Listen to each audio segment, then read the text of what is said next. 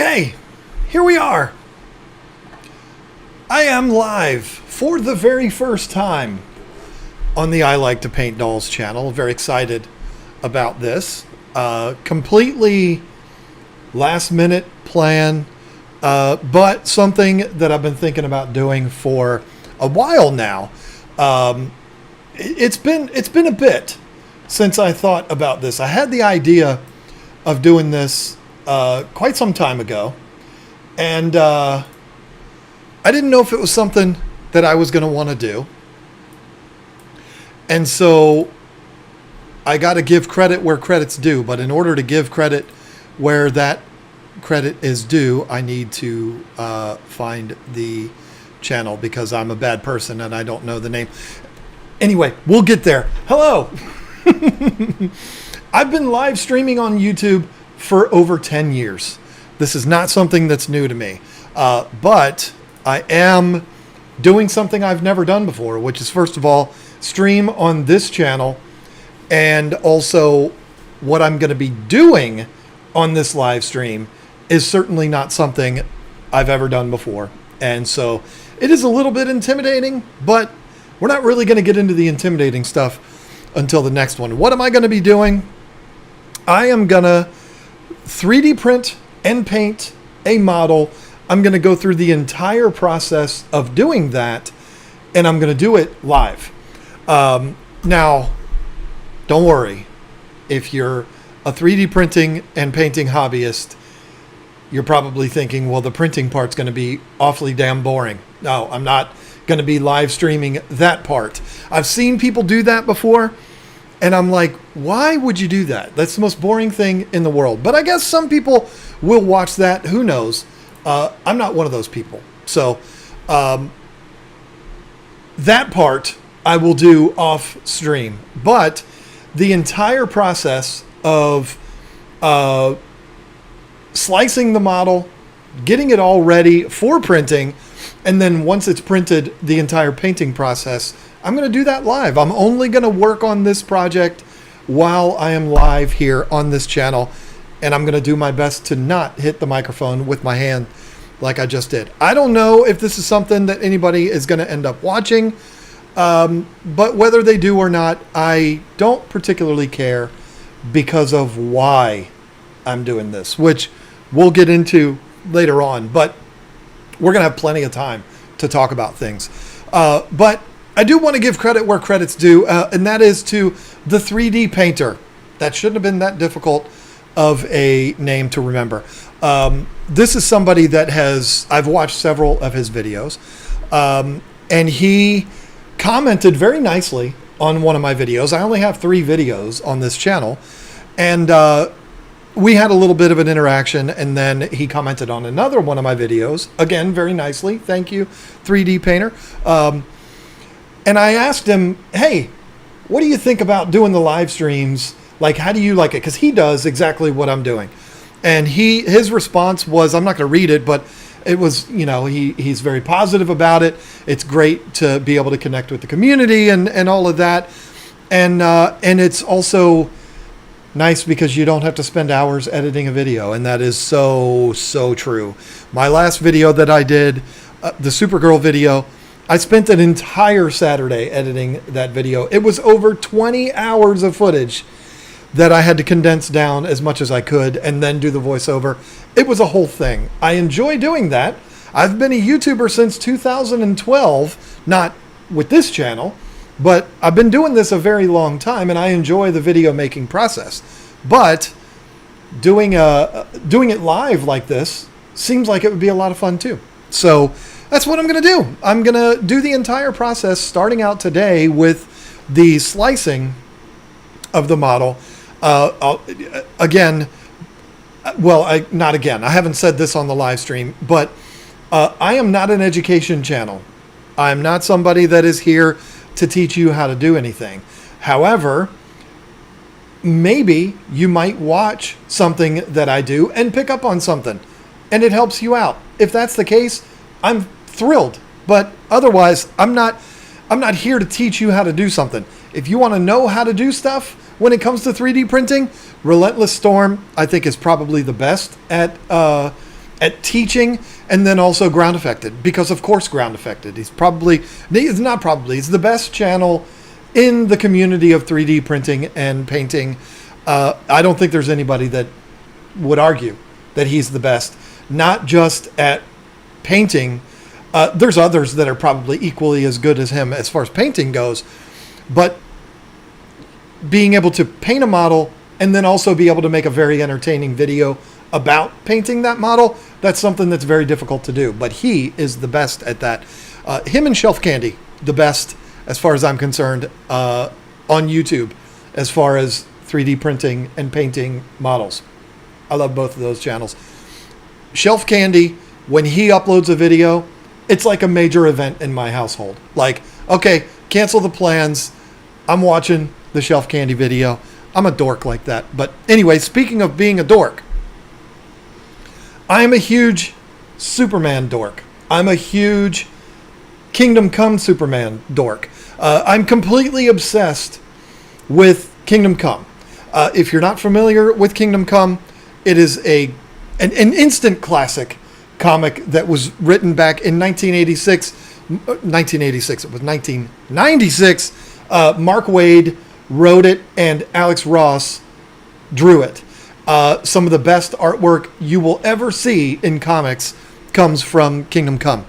And fortunately for me, being somebody that is obsessed with Kingdom Come, I was so happy to see that Berserk I didn't know they were going to do the whole thing, but they released a Kingdom Come Superman back in like January, I think it was, when they released that model. And I was so excited about that because, again, I love Superman. I love Kingdom Come Superman. Well, they have since released 4 other characters from Kingdom Come. And, you know, why sit here and look at me? I'm going to share my screen with you and show you what they have released. Now, listen, let me be very clear. I am not advertising for Berserk here. They do not know anything about me doing this. I'm not paid by them. I'm not sponsored by them. I'm just talking about it because I'm very excited about it. And then also, I'm going to ask anybody that happens to be here watching. It looks like we've got 4 people watching. Are you kidding me? 5! Wow! I wasn't expecting really anybody to show up here. But I am going to say, I'm going to ask you for the first part of this live stream. I'm going to ask for your participation. I swear I don't mean to keep hitting the microphone. I'm going to show you these 4 models. There was 5, but I've already done 1. I'm going to show you the 4 models, and I'm going to ask your input on which one I should do. I have a decision that I've made already, but if for some reason others show up to watch this live stream and you want to see me do a different one than the one that I've chosen, well, we can talk about that. But I do have a plan, and so we'll see where it goes. But the Superman Kingdom Come, they released, it actually says it right there on the screen, January is when they released this. Now, I have already done this. And I'm looking at him right now, but you can't see him because he's behind the camera. I filmed the entire thing. I printed this Superman in quarter scale. It was my very first time ever doing anything in quarter scale. I am showing you photos from Berserk, from their CG Trader page. I'm not showing you photos of the model that I've completed. It ain't as good as that, but these are the images or the renders that Berserk makes available. But again, I've already done this one. But they've done 5 Kingdom Come models so far. The other 4 I have not done yet. And so I'm very excited. I'm going to tell you right now what I plan on doing. But again, if there's a massive revolt in the comment section from all 5 people that are watching this, 4 now, where'd you go? Then I might be able to be persuaded to do one of the others. But the others that they have released are Wonder Woman, hello, quite possibly the most badass version of Wonder Woman we've ever had. And I don't mean her appearance. Yes, she looks great, but Wonder Woman herself in Kingdom Come, the comic, is the best version of Wonder Woman. The badass, take no shits, take no shits. That didn't sound good. She takes no shit from anyone. She is kind of the counter to Superman in that story. I am a Superman guy. I'm the guy that roots for Superman every single time. Superman is a non-violence, no killing guy. She's the opposite of that in Kingdom Come. And I love that. I love the counter to Superman. And that's what I planned on doing, was Wonder Woman. I think it'll be a lot of fun. It's going to be a challenge because there is a lot of gold in there. There's a lot of skin. And there's just a lot of kind of metallic-y type colors. Not the band Metallica, but metallic-y colors. I don't know. It's not going to be the first Wonder Woman I've ever done. I did a Linda Carter version of Wonder Woman, which is right up there. You can't see it on camera. I'm not hiding it from you. It's just not in the frame. So it wouldn't be the first time I've done Wonder Woman, but this is a G-rated show. Don't be that way. I don't mean to be weird like that. The first time I've done a Wonder Woman model, but I'm really excited about doing this one. So that's my plan, is to do a Wonder Woman model, but there are 3 others available, including Shazam. Let me zoom in on this so that we can actually see what's going on here. Shazam, if you know, you know. His name's actually Captain Marvel. The hero of Kingdom Come. It could be argued Superman, Captain Marvel. We can debate that. But listen, if you haven't read Kingdom Come, you should. It's awesome. It might be the best comic I've ever read. I didn't write it. I wish I did. It might be the best I've ever seen. But if you've read it, you know how vital Shazam is, or Captain Marvel.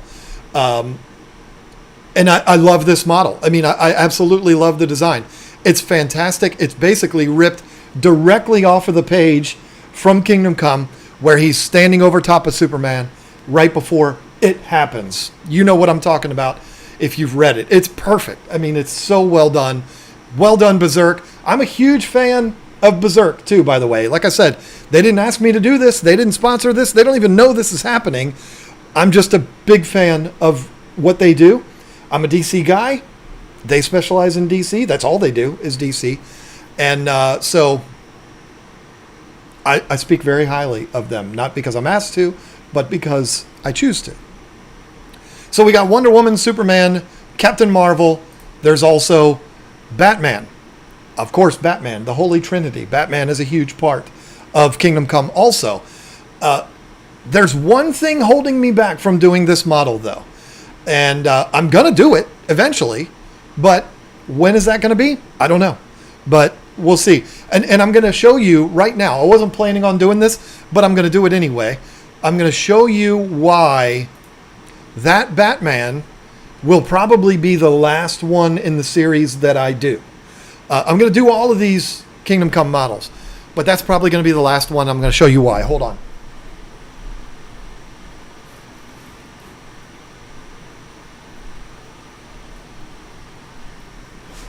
I very recently completed this.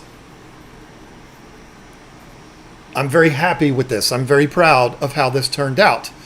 This is another Berserk model, by the way. The Adam West 1960s Batman with Burt Ward.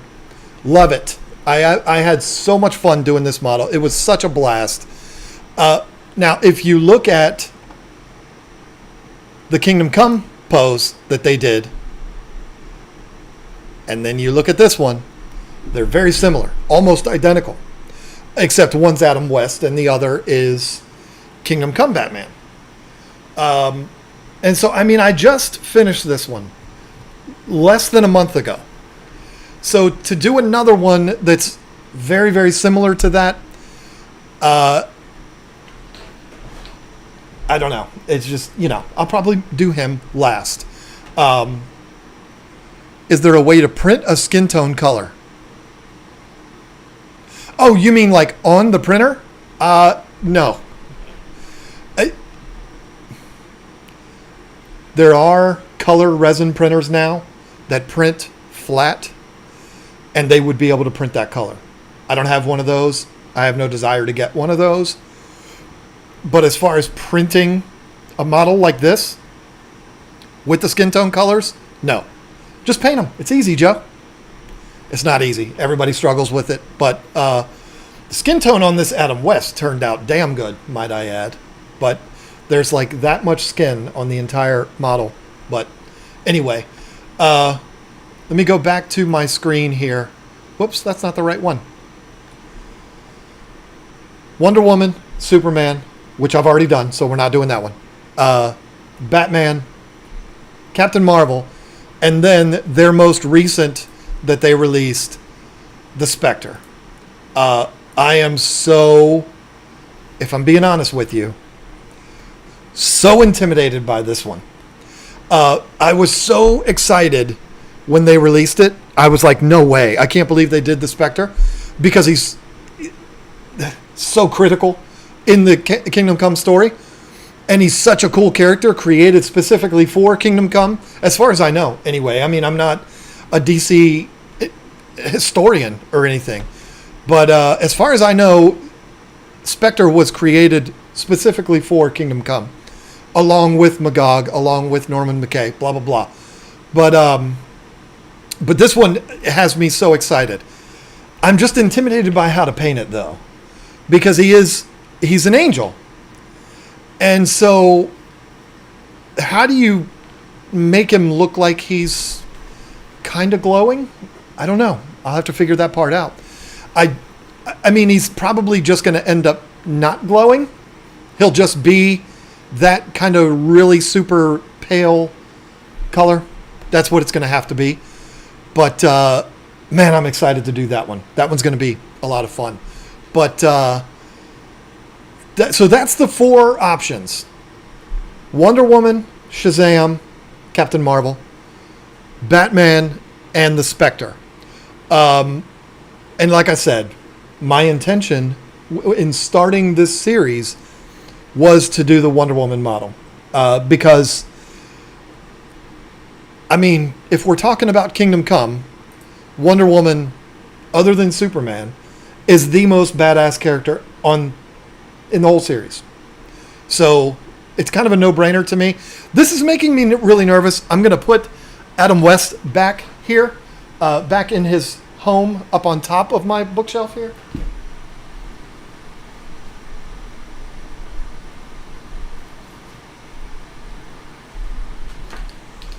But anyway, those are the 4 options.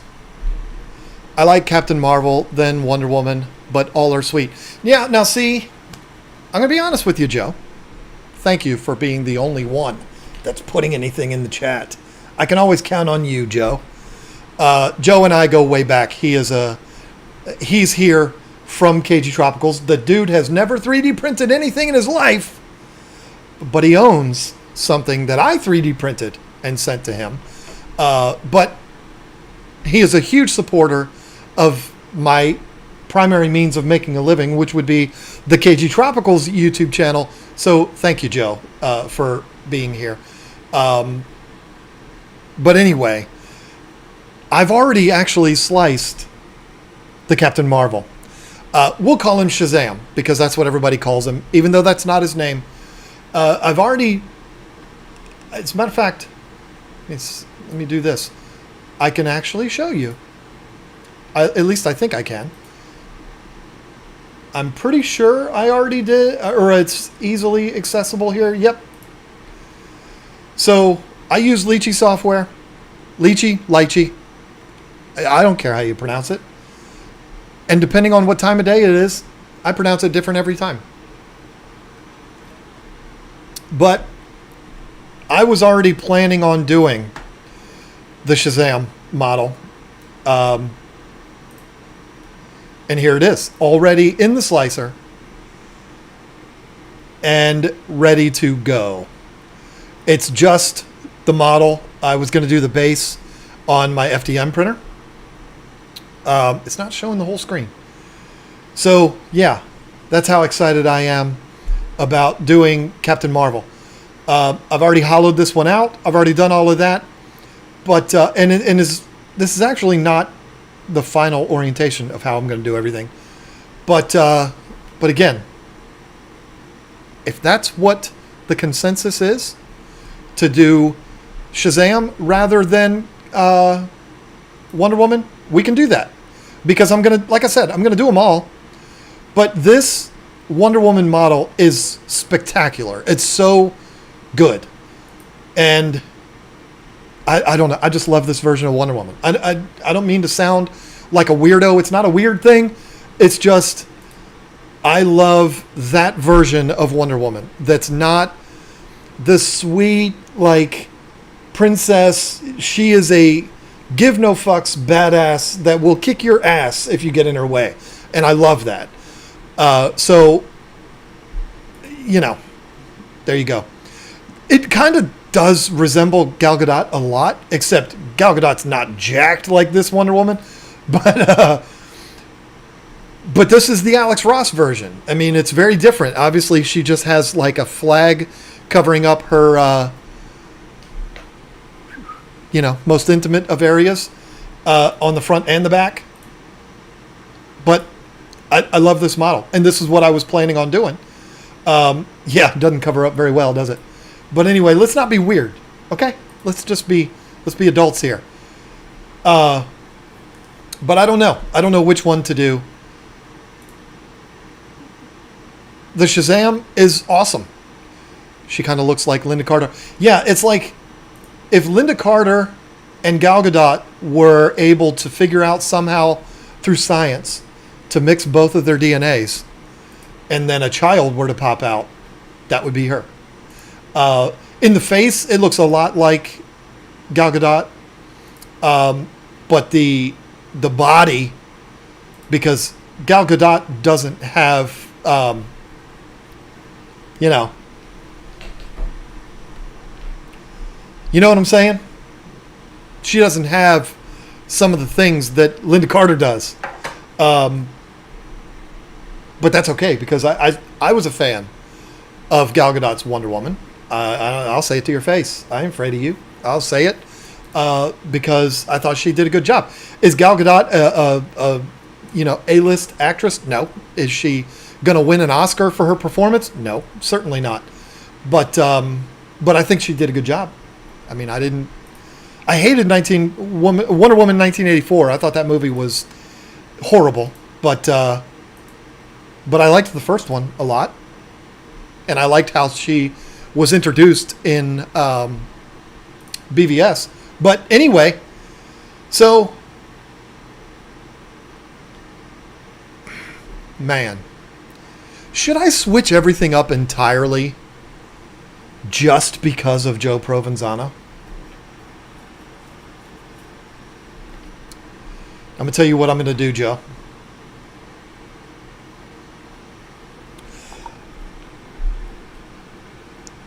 Because it makes me wonder if my wife is one of the 3 people that are watching.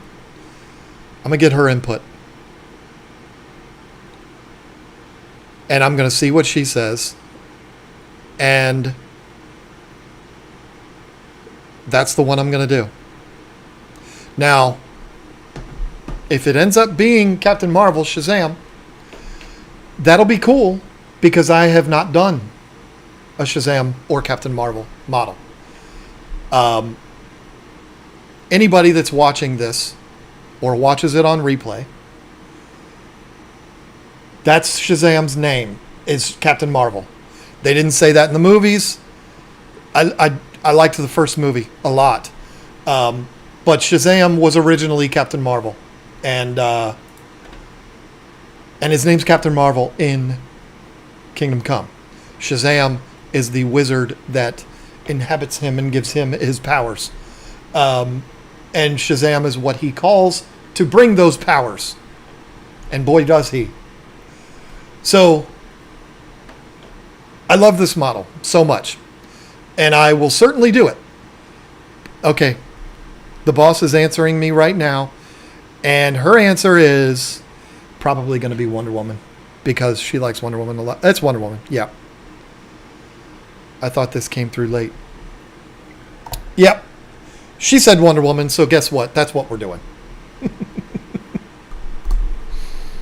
Because she's the boss. And listen, if people end up watching this, I don't expect this to be, this live stream to be something that gets a lot of views. That's not why I'm doing it. I'm doing this for fun.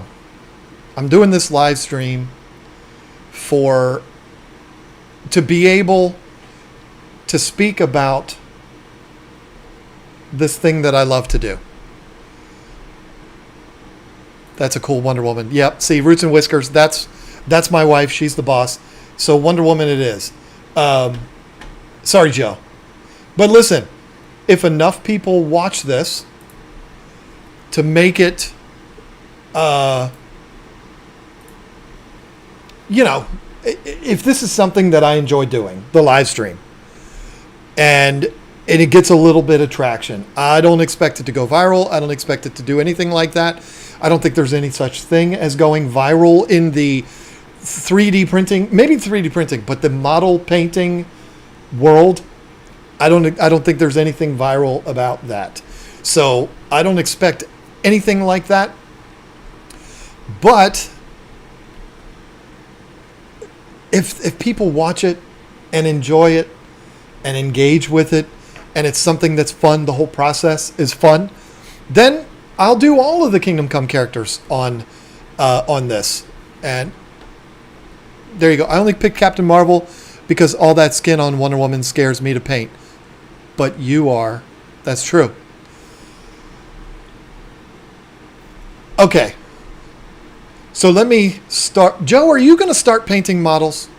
Is that what you're trying to tell me? Because if that's true, we may have just become best friends. But I'll tell you this, Joe. Maybe you've already bought a printer. Maybe you've already started. And maybe you're struggling with skin. Here's what I can tell you. It's not as hard as you might think. I've been doing this hobby for 7 months now. And my first few were really bad as far as the skin goes. I struggled so bad.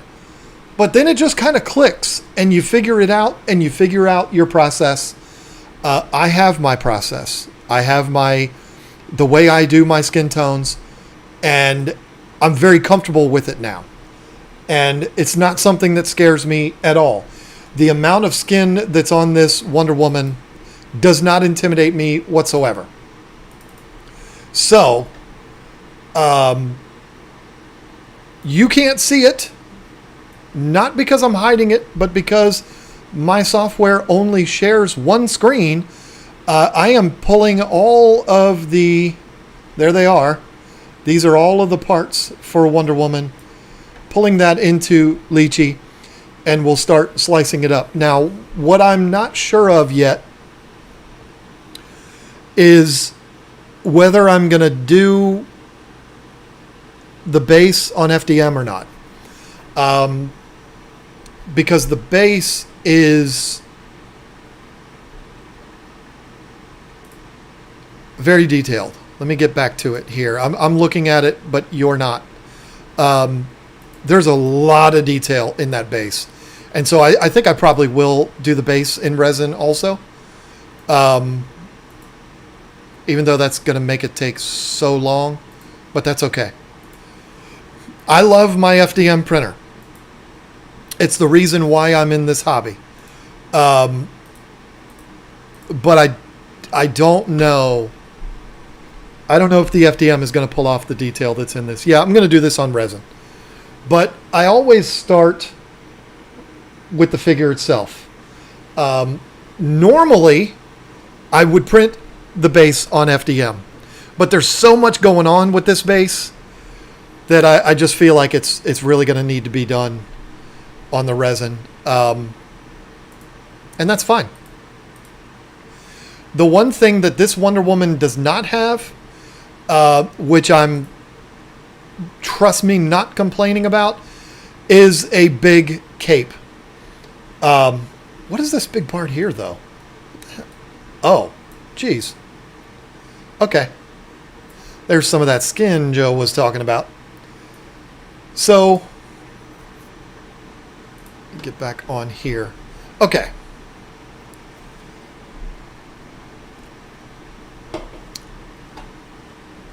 I am not going to be producing for all of you a tutorial, all three of you, on how to slice models. But I'll show you how I do it. And I particularly enjoy this part of the process. And when it comes to me, when I'm not working, which I work from home, I'm very fortunate. When I'm not working, my wife could tell you, I'm in here and I'm either on the computer slicing stuff or I'm painting a model. There's no deviation from that. It's one of those two things. Unless my wife comes in and wants to play darts, then I'll be playing darts with her. But I'm not going to tell you I'm good at slicing. I make a lot of mistakes. I screw a lot of things up. And I end up having to reprint a lot of stuff. But I'll still show you how I do it. And I'll talk about my philosophy of how I do it. And then we'll go from there. But I am going to need to bring in the pieces of the base. Oh my God. There's so many pieces. All right, I'm going to bring them all in anyway. Because if I'm going to do it all, look at all of these. That's all the base. It's a lot. It's probably going to dump them all on the same plate that the figure's on, which is going to... No, it did do it that way. Good. So we'll deal with the base after, but I want to... I want to handle Diana first. I want to do Diana first. Come on, John. Don't be such a child. I don't think there's any reason for me to be showing here, because that looks kind of stupid. You're looking at the back of my head the whole time. But like I said, what I will do is talk about my thought process when it comes to slicing. And it might be incredibly boring for some people, but for me, this is the kind of thing I'd like to watch. Because I'll pick up on little things that I might not have picked up on before. I don't know. I don't know what I'm trying to say. Man. 14 pieces for the base. That took forever. Okay. If you're wondering, I use a Mac. I'm a Mac user.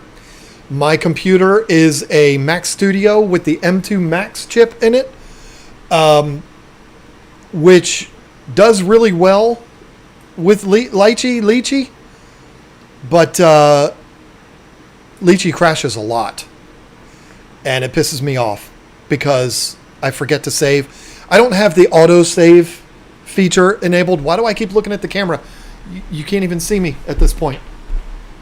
I don't have the autosave feature turned on because it saves everything to new files. And I ended up having like 72 files, which is just ridiculous. So I turned that off. And so what I have to do now is manually save whenever I do something. And sometimes I forget and then it'll crash. And then I'm like, I'm never using Lychee again. But I'm not going to give up on it. I love Lychee. I use Lychee. Why do I use Lychee? Because that's what Ground Affected uses. And it's not like I'm trying to copy him, but my first exposure to this hobby was through him. So if he does something a certain way, then that's what I'm going to end up doing. So anyway, so my philosophy with this particular model is going to be very simple. I'm going to try to print everything that has skin on one plate. I don't know if I'm going to be able to accomplish that because it's a lot. Diana is showing a lot of skin. But that's what I'm going to want to do here. So the waist does not have any skin on it. I need to refer to the photos here. So we've got her chest, the two hands, the two legs. Diana's got some thick legs in this version. And then the arms and the face. Okay. So all the skin is on one plate, and then her booty and front booty cover, boots, and this is part of the lasso. So that'll basically be two plates. Something I'm definitely guilty of is I don't load the plates probably as much as I should. But I'm going to go through... Wow, I just realized how boring this is. This must be incredibly boring to watch. I'm going to start to orient these to fit them onto the plate as good as I can to make sure I can get everything in. And what I try to do, I don't know if this is right or not, but I try not to dick around with the orientation because I feel like the way they come in from upload or whatever you call it, putting it into the slicer, the way the sculptor envisioned it to be presented on the build plate is the way it pops in. I don't know if that makes sense. So I try to keep it that way unless I see potential issue. And wow, this is really hard to do on the spot. So something that I am not good at is orienting in the best way to give the smallest amount of marks from the supports. And when you're dealing with a model that is so much skin, I feel like that's going to be almost impossible to do. But I'm going to give it a try. And here's one of the problems that I'm seeing initially here. So if I don't change the orientation of this leg,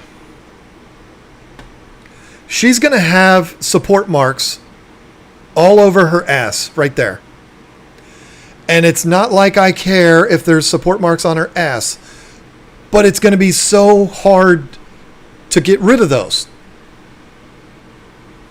So I'm going to flip it over.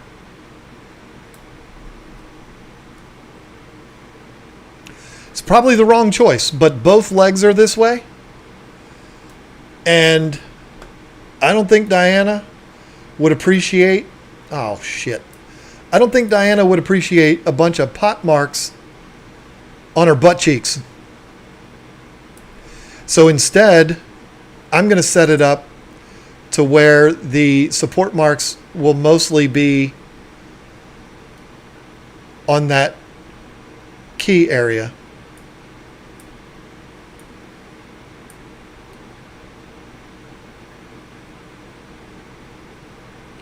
And I don't know if that'll work out or not. But the cool thing, one of the things that was a huge selling point to me about Lychee was how it shows you, it basically puts out a map for you of where the supports are going to go. So there's a little bit of yellow here. That's marked with yellow. That's not all of the islands, but that's where, those are your overhangs, I guess is what they call it. And so you know there's going to be a shit ton of supports here and here. And so I try to avoid as much of that as possible. This is the top hand. I need to refer back to the image here. I don't know. This is a hard model to slice because there's just going to be supports everywhere. And I don't know that there's going to be a foolproof way of doing it without there being support marks. There's going to be support marks. I don't know if there's a way of really avoiding that. This arm here, I'm going to do the same thing. I'm going to point it straight up.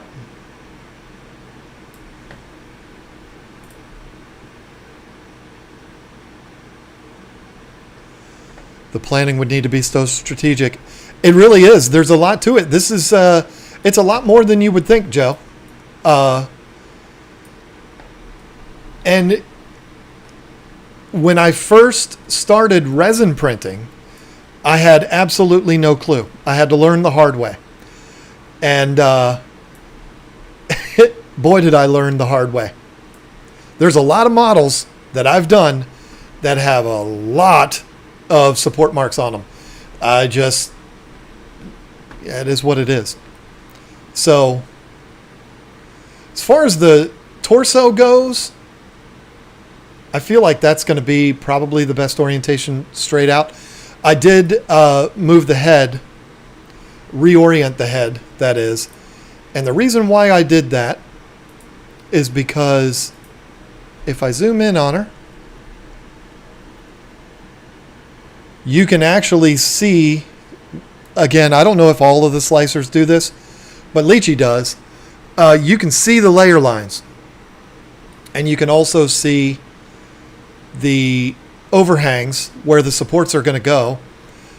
And so I moved her head.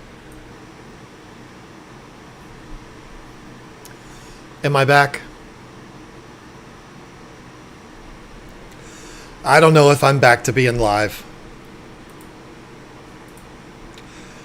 I did not chicken out and bail out on the stream.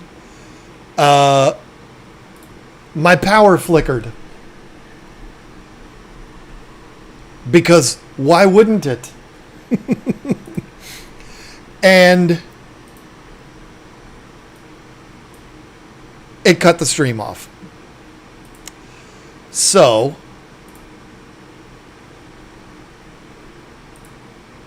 I don't know. All right. So let me try to get my shit together here. So here's the thing. If you were watching before, Joe was here. I was explaining how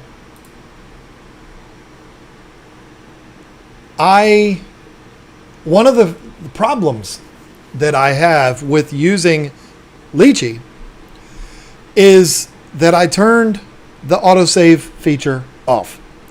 And I did that because I would open up my hard drive and there would be like 80 files, 80 Lychee files that were all autosaves. And I didn't know which one was which. I didn't know what was happening. It was really difficult to keep up with. So I turned that feature off. And, well, this is one of those times where I really wish it was still on. Because even though I was just getting started with this, I lost everything that I've been working on this live stream. So, and listen, that is not Lychee's fault. Yeah, it's not there. Damn it. Lychee has an autosave feature. Like I said, maybe I need to redo it and have it save in different intervals or what I don't know. And if anybody watches this that uses Lychee, if you're aware or if Derek happens to watch this, if anybody is aware of how you can have when Leechy autosaves, have it overwrite the existing file. If it would do that, then I would start that right back up again. But because it doesn't do that, I don't have that feature turned on. Man. So you have no idea how glad I am I wasn't like hours and hours and hours into this. I would have been so mad. Fortunately, I was just getting started. But anyway, is anybody here now in the chat? I haven't seen anybody say anything since I've come back.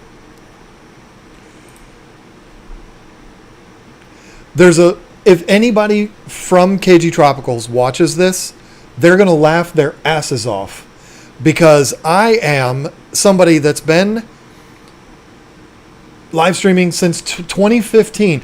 I started live streaming the same week YouTube opened the live streaming feature and made it available for the first time to YouTubers. That's how long I've been live streaming. And I have been known for being somebody that always has technical issues. And it's no fun. But if anybody could say something in the chat. And there we go. I think I'm live again. Okay. Thank you, Joe. So, where were we? We were just getting started. Let me go back to sharing my screen, and I will start all over again. If you're just joining us, maybe you got another notification, or maybe, YouTube sent out a notification that I'm live, and you're just now joining us. You weren't part of the first part. I am going to be going through the entire process of 3D printing and painting Kingdom Come Wonder Woman. Okay, sorry, I was gathering up the file there. And the screen looks gray like that because it is loading. There you go. So I was just getting started with slicing everything, orienting everything, and then my power flickered and the stream cut off. And I lost all of the progress that I made on slicing up Diana Prince here. So it's pretty frustrating, but it is what it is. We're back now, and there we go. So all of the parts are loading up now, and let me put the camera back on me here while I'm doing this, and talk about something that I think is important. And that's why I'm doing this. Not why I'm painting models, but why, you know what I'm going to do? I'm going to make my life easier. I'm going to, there we go. Oh man, it's so, okay, come on, John. Learn how to use your computer. What's wrong with you? Where are we at here? Where did Leechy go? All right, now see, this is ridiculous. Hold on. Here it is. Okay. I don't know why it shrunk down like that. So, as I have said, or have I said? Yeah, I've said it. Sorry. I'm all disoriented now because of that bullshit that just happened. So, I don't ever really consider myself to be somebody that's going to be a painting education channel. Maybe someday, I don't know, but I'm just really getting started in this hobby. I started 3D printing and painting Christmas Day of last year.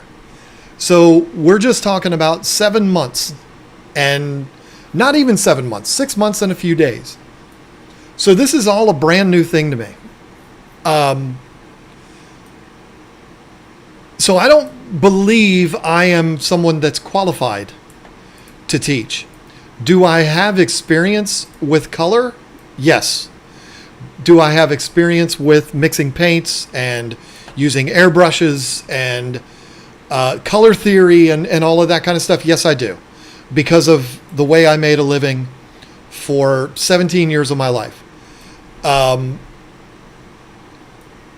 But do I have experience enough with painting models to teach you? No. I don't believe I do.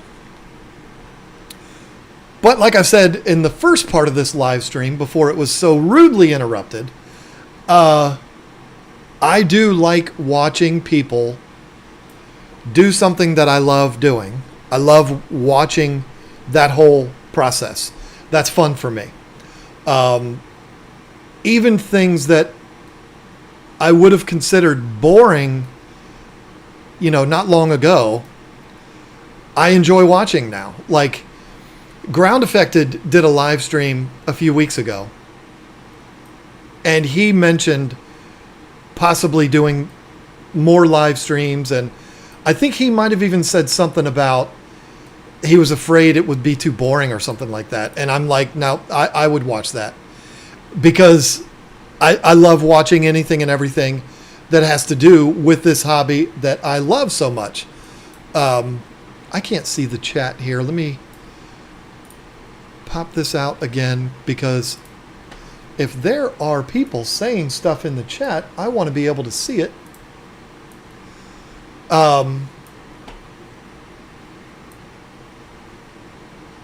Video gone. Okay, no echo. Ha! Ha! How dare you bastards? And I can say that. Kev and Joe, bastards. You know the right things to push my buttons. Those are people from KG Tropicals giving me a hard time, breaking my balls, because I used to have echo problems on my live streams. Easier for who? What's easier for what? Who are we talking about? Yeah, so okay. Nenenbu? That's probably a terrible pronunciation of your name. The gray screen was because I was importing all of this stuff to Lychee. Hopefully it's not a gray screen anymore. Even boring shit interests me if I can't do it myself. I love the behind the scenes stuff. Well, okay, cool. See, that's how I am. If I'm interested in something, I will watch anybody do that thing. With aquariums being my livelihood now, I'm not as likely to watch fish content. But I'll watch somebody paint a model all day long. Because I love it, and I might be able to pick up on something. And that's the thing. That's kind of my point here, is that's what I'm hoping to accomplish here, is I'm going to show you how I do things. I'm going to talk about why I do things the way I do it.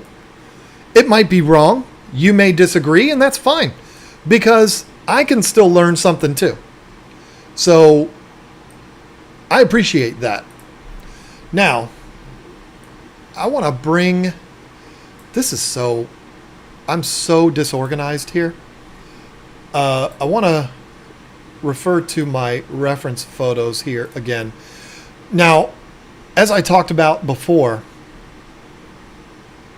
how can I do this? I wish I could show you the photos. I mean, you can see it kind of on the little screen, but when I'm slicing stuff, I refer to the images. Now, the images that I have pulled up here, which I can show you just by doing this.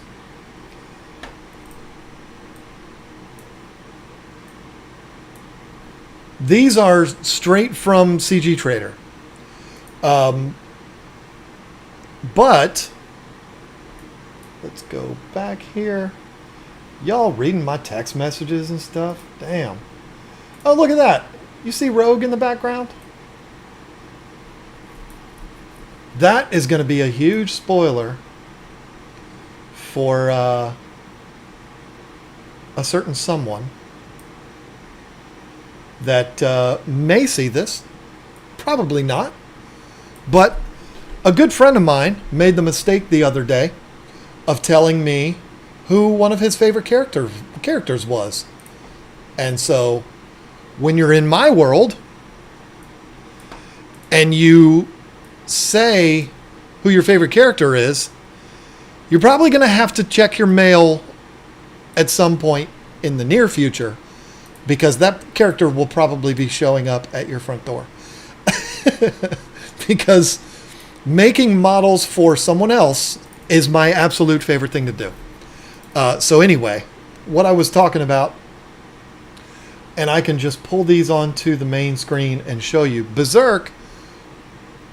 Oh, that's probably not good. I guess I can't do that. Berserk, when you get models from them, whether you buy them or you get them on their Patreon. I am a patron of theirs. They give you reference photos. And they give you all the different angles. And for some reason, they give them to you with a background and without them.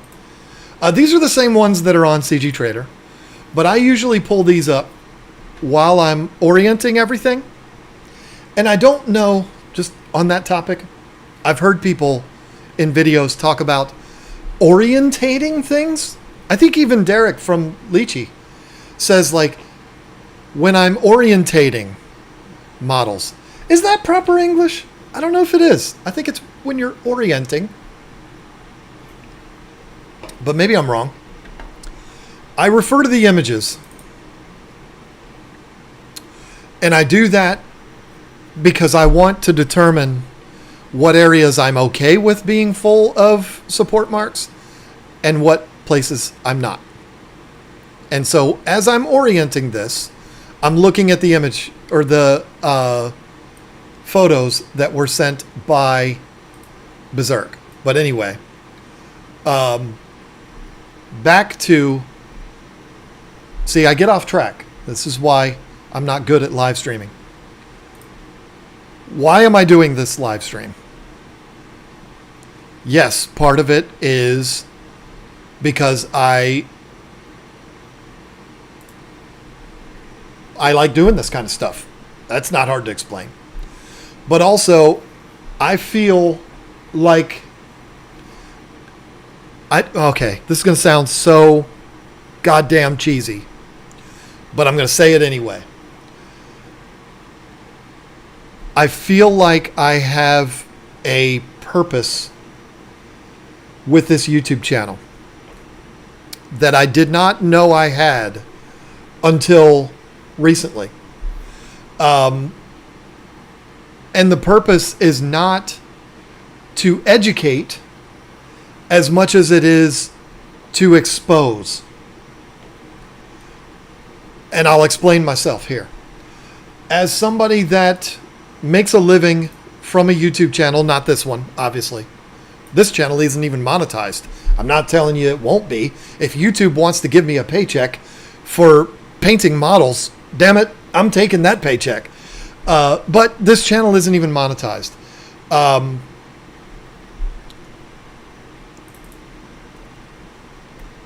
not doing it to be famous or to make money or anything like that. That's what my other channel is for, even though I'm not famous and don't make a lot of money from it. But it is what it is. With that channel, having had some success, I mean, I don't mean to poo-poo my main YouTube channel. which is KG Tropicals, by the way. It's about the aquarium hobby. There's an aquarium right behind me here that needs some water, but that's my means of making a living. I've had so many people, you wouldn't even believe how many people have come to me because of that channel and said, you inspired me to start an aquarium. And now it's my favorite thing in the world. It brings me so much peace. It brings me so much joy. It brings me so much happiness. And I want to thank you. I've had people get emotional with me, like at aquarium events and things like that. And that's a powerful thing. I don't even know how to explain that. That is such an incredible thing to have happen.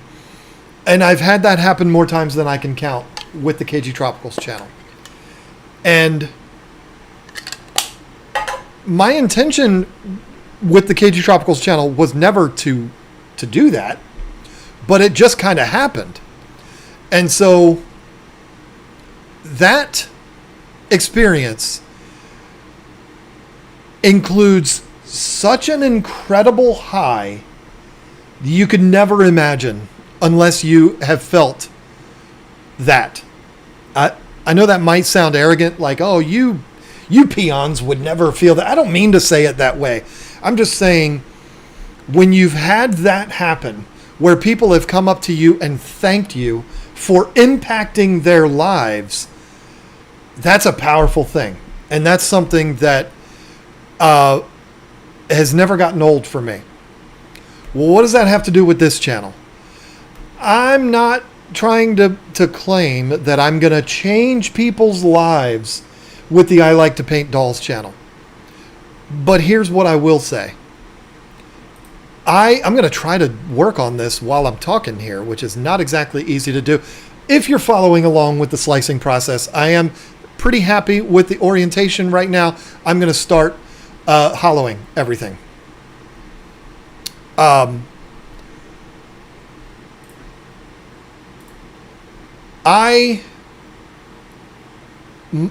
My life was changed on Christmas Day of last year. I am well aware of how ridiculous that sounds. I'm aware that it probably doesn't make any sense, but to me, it's a real thing. I feel it. And it's hard to explain, but it's also hard to do this and talk at the same time. Christmas Day, my wife gave me a Christmas present it changed my life. It really did. That Christmas present was a FlashForge Adventurer 5M FDM printer. I can recall it was probably like February or March. Her and I were driving somewhere. The screen is gray because the computer is thinking right now. So bear with me here. We were driving somewhere, and I said to her, you know what? I know this is going to sound really cheesy, and it's probably not going to make sense, but I sincerely believe that gift you gave me added years to my life. I firmly believe that, because of this silly little hobby of printing out resin dolls and painting them. This is the Superman Kingdom Come extra head that I printed out because it had a flaw in it, and I reprinted it. Watch the video when it comes out and you'll see exactly why I did that. While the computer's thinking here, I'm going to stop sharing my screen because there's nothing to see. Wow, why am I so washed out? Okay, there we go. That's a little better. So here's what happened. And here's why I say the ridiculous things that I say as far as this hobby changing my life. Like I said, Christmas Day, we opened up presents. As a matter of fact, it was Christmas Eve. I forgot. But who cares? Let's pretend it was Christmas Day. My wife and I have 5 kids between the two of us, but they're all grown. We're empty nesters now. We live in North Carolina. We have one kid that lives in Charlotte, North Carolina, 5 hours away from us. All of the rest of our kids still live in Virginia, which is where we're originally from. And okay, it's all hollowed now. So Christmas Day for us is, once we're done opening presents, it's just another day. It's a normal day. She made us a really good meal on Christmas Day. My wife is a wonderful cook.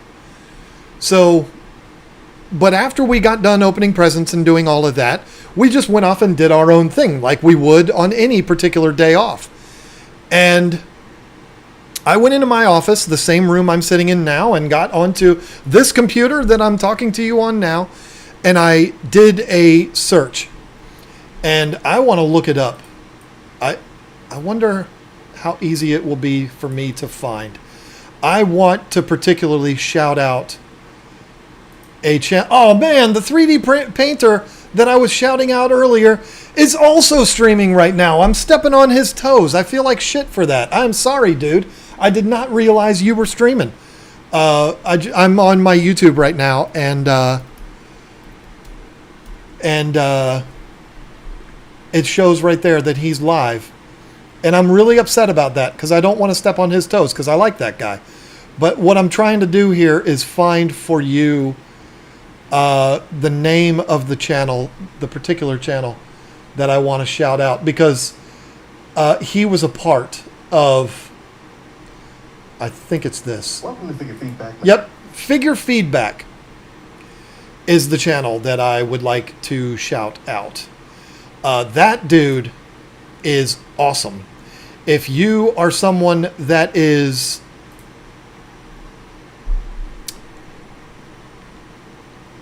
into 3D printing, he is a great resource for information about those printers, particularly the FlashForge Adventure 5M, which is the printer that Lisa bought me.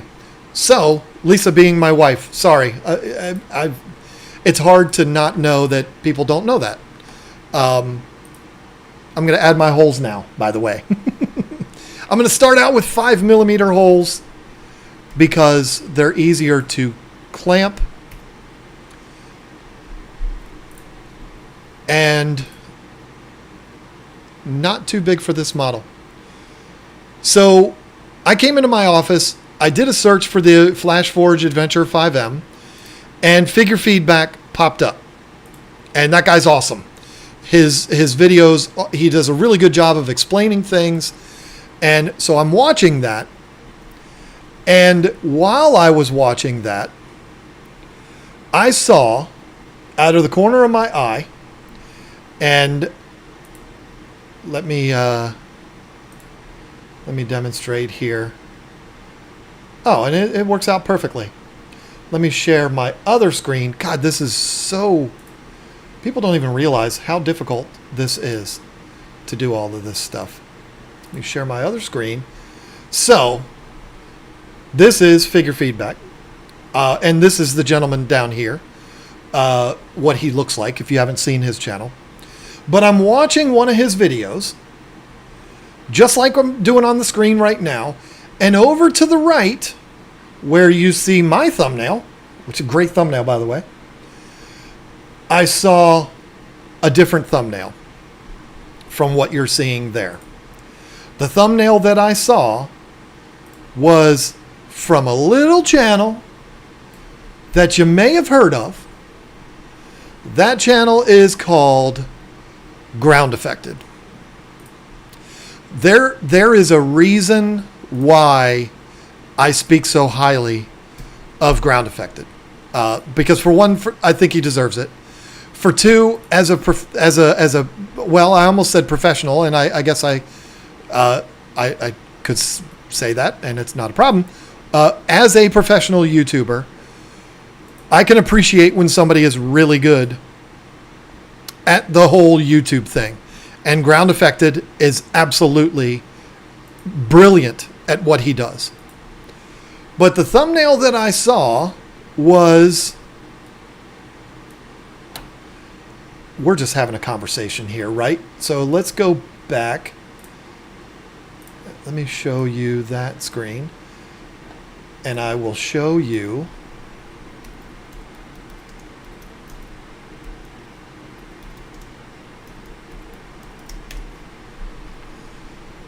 this video right here. Clark Kent is technically Superman. This is ground affected. I don't know what this guy's problem is, but he thinks he's my dad. But anyway, I love that. That is one of the most genius intros I've ever heard from anyone ever on YouTube. He's brilliant for that. This video right here changed my life. I'm not being overly dramatic when I say that. I'm being sincere when I say that. When you look over here and you see this Sideshow Collectibles, that's the spot that it was in. I remember it like it was yesterday. It was the second from the bottom, suggested video, ground affecteds. Clark Kent is technically Superman costume. Technically Superman's costume. I saw that thumbnail and I said, wait a minute. What? You can print that? And I watched that video. It's a fantastic video, by the way. And he does an amazing job on that model. I saw that and it changed everything. Because I did not realize when my wife bought me that 3D printer, when I opened that printer, I did not realize that you could do this kind of stuff. I have always, my entire life, wanted so badly to collect Superman statues, like Sideshow Collectibles and InArt and Hot Toys and all of that. In fact, I have from 2024's Christmas. In fact, we're just having a casual conversation here, right? I'll show you. Because why wouldn't I? I'm proud of it. Hold on.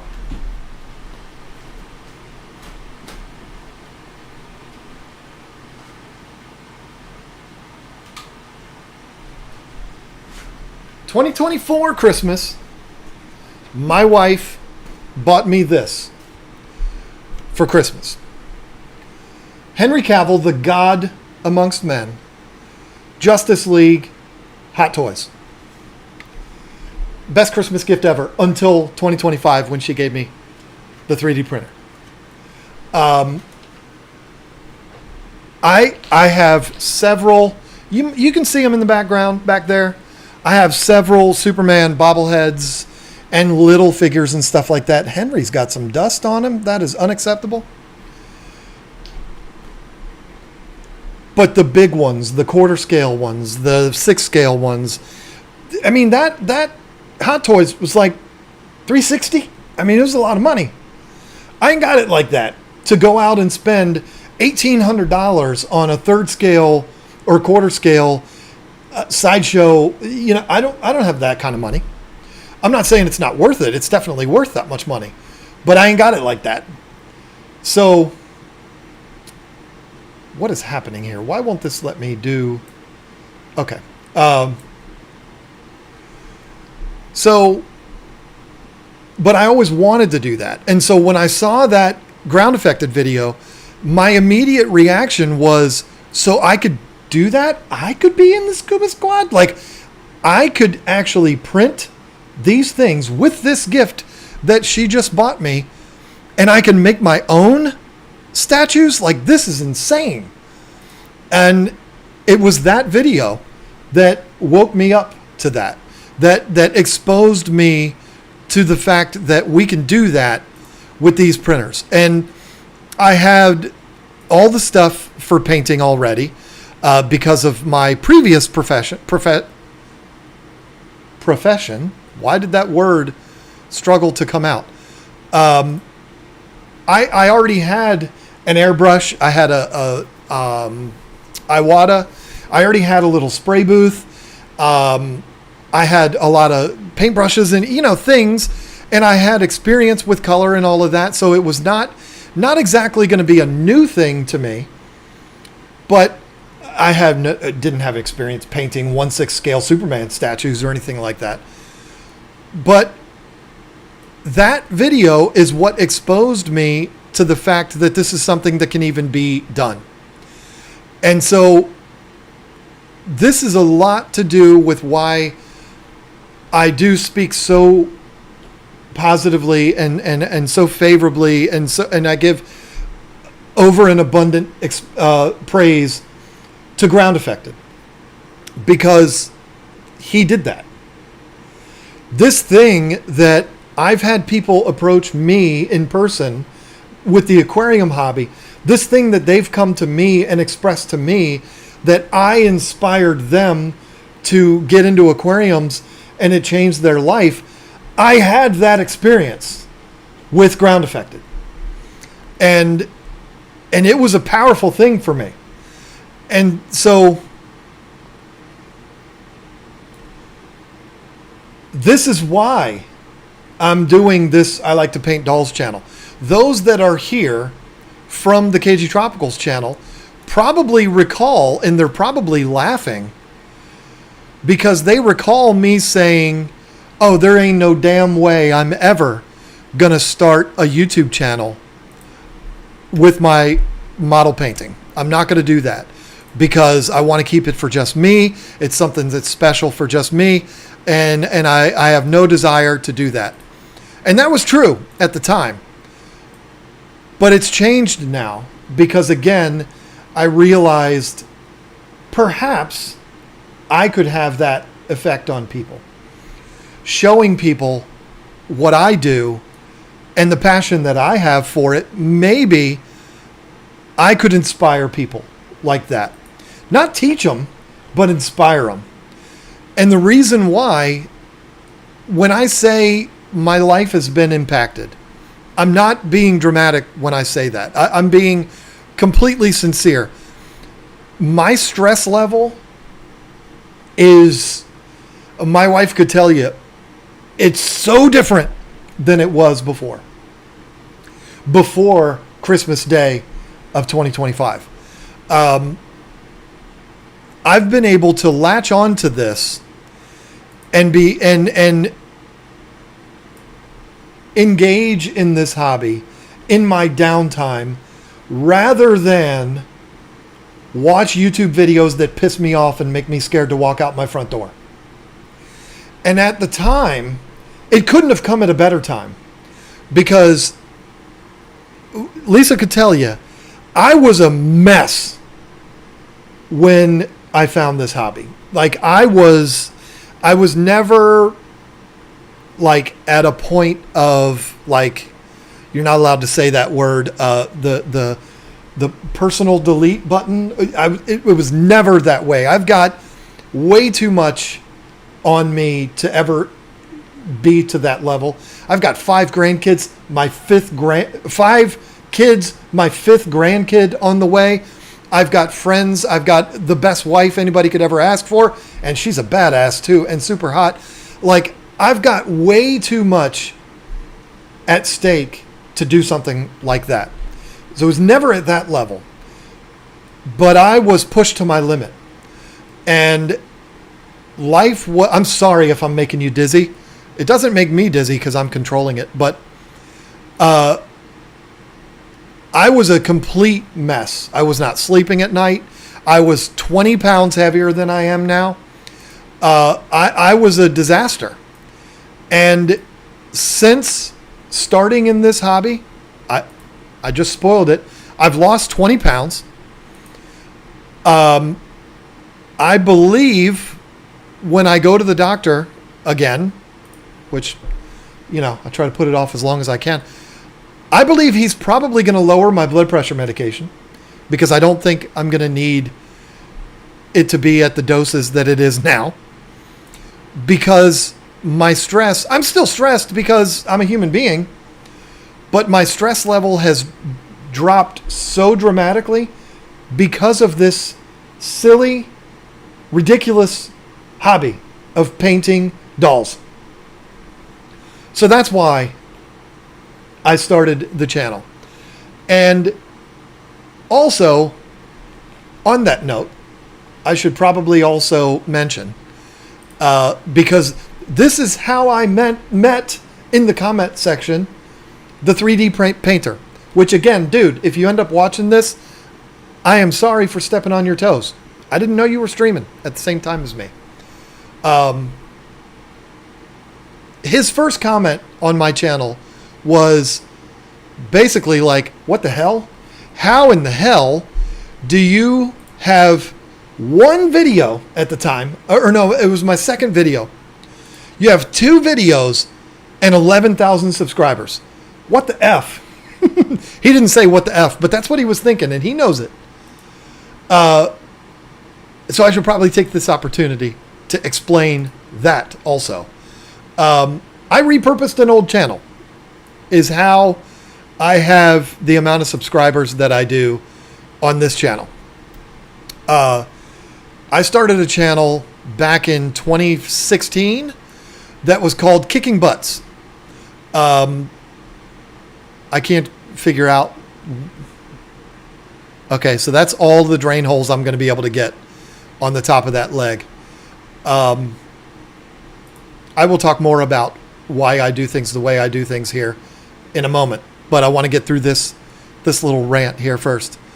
The channel was called Kicking Butts. It was all about the vaping hobby, industry, lifestyle, whatever.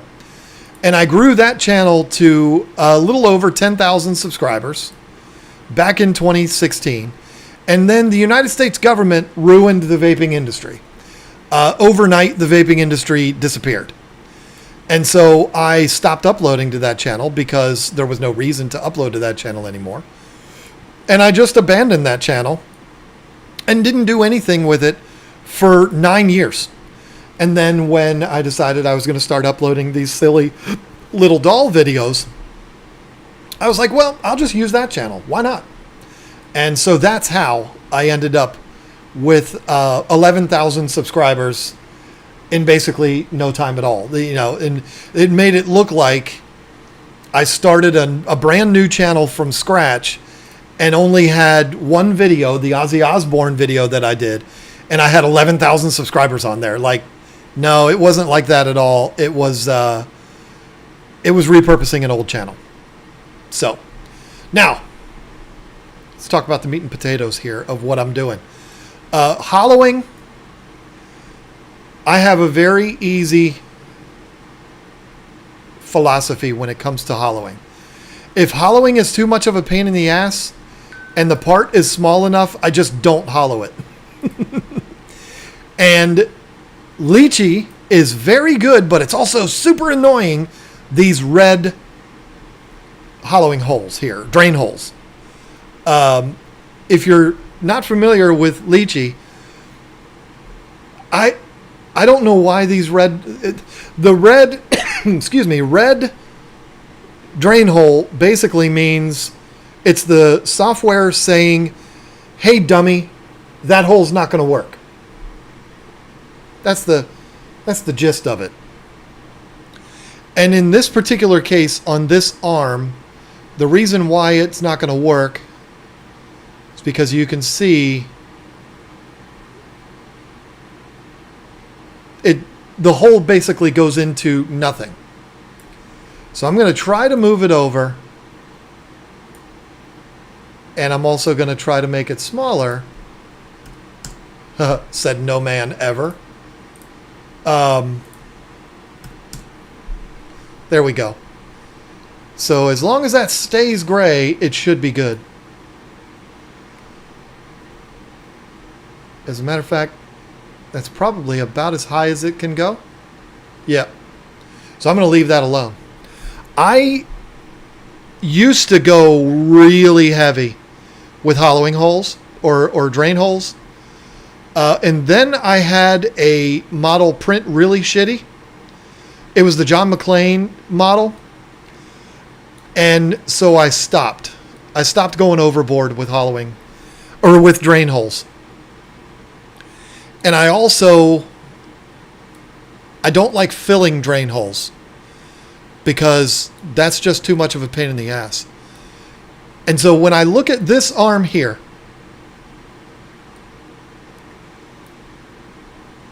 this is one that I'm going to entertain just not even hollowing. That's a lot of resin though. No, I'm going to do it, and I'm going to leave it exactly how it is. Really, what you're supposed to have is holes on both ends. And see, yeah, this is telling me, okay. See, this is another thing that I absolutely love about Lychee is their suction cup detector.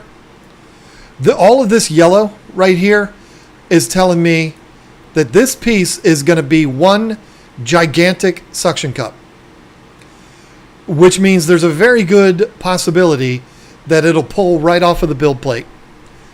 And that is unacceptable to me. So I'm going to tell you my super secret technique to preventing that from happening. What a lot of people would do is they would add a drain hole down here and watch here watch this. I'm going to put a drain hole down here. I'm going to run the suction cup detector again, and look, all that yellow disappeared. But now I got a big ass hole in her elbow, and I'm not willing to do that. So because this is an arm, I mean, Diana's got some big old arms. She's jacked in this version. It's still an arm. It's a 1/6 scale arm. So what I'm going to do, my super secret magic formula, is I'm just not going to hollow it. It's not hollow at all anymore. That's how I remedy that issue. Now, I would not do this on something like this leg because that's huge. Diana's got some thick legs. I wouldn't do that on that because that's like a half a freaking bottle of resin right there. But a little arm? No, I'm just not even going to worry about it. I'm not going to hollow it at all. And I'm not going to hollow this one either, even though I already did. I'm going to delete the hollowing of that. And that's just going to be that. That's how I'm going to do that. That explains my philosophy there. Now the head, if I run the suction cup detector on that, I have a feeling I'm going to have to add, yeah, look at that. There's so much yellow there. Diana's head is going to pull right off of that build plate, and then I'm going to be pissed.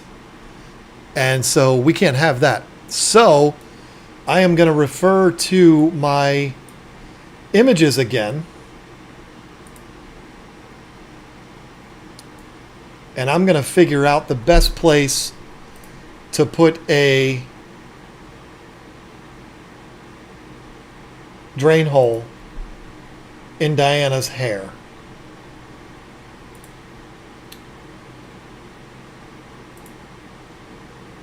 And looking at the references, the best place to do it is going to be right down here. And that's also, come on.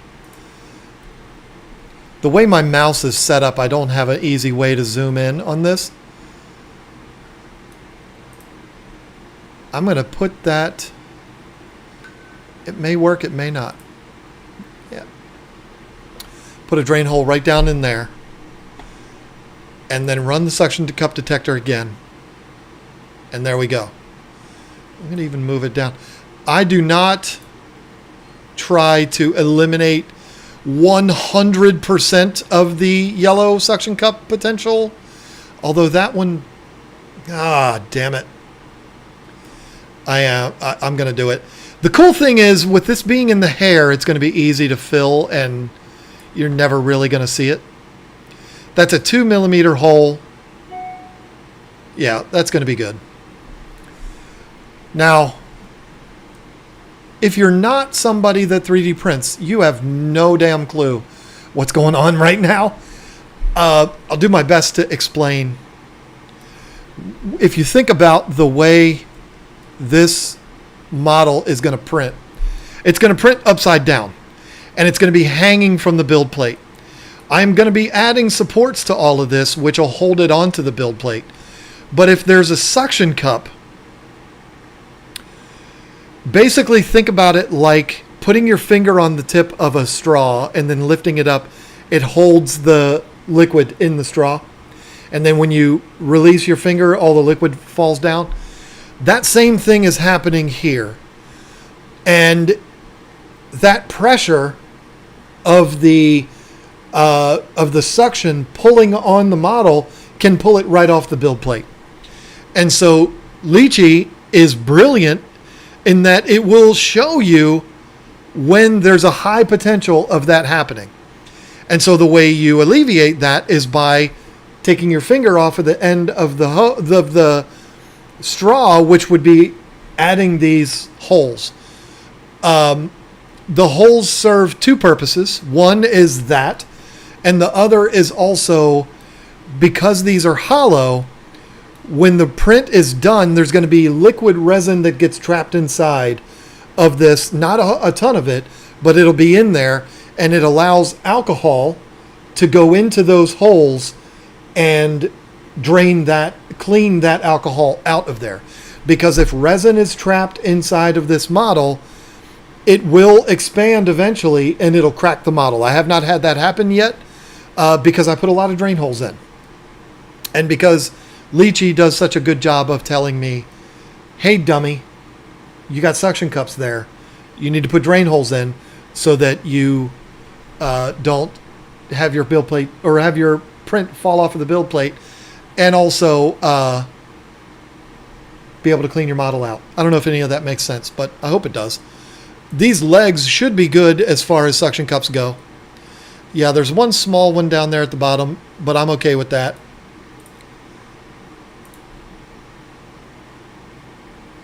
Yeah. I don't think I ran the suction cup detector on Diana's chesticles. Oh my goodness. Well, that explains it. I haven't put any drain holes in that one yet. Switch this to 5mm drain holes. I didn't mean to put that one there.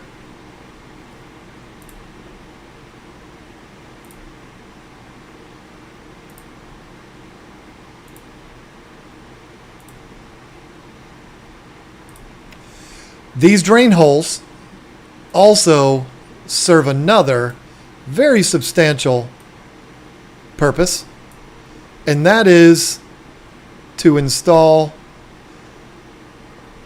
alligator clips. Some back in the day may have called them roach clips. We won't talk about what that's for because I do not engage in such activities. But for painting, put the alligator clips in there so that I can hold it up and not get paint all over my hands, even though I still always get paint all over my hands. And I don't mind it because it's acrylic and it washes right off. Oh, Diana's freaking cleavage is a problem.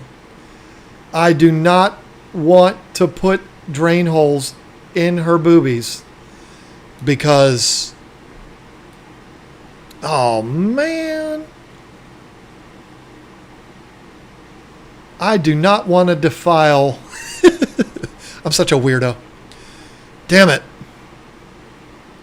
Why is that there? I wonder if there's a space between... I wonder if there's actually a space in her cleavage. There is. So I'm going to tell you what I'm going to do. I wonder if it'll work. I'm going to put a drain hole on the inside.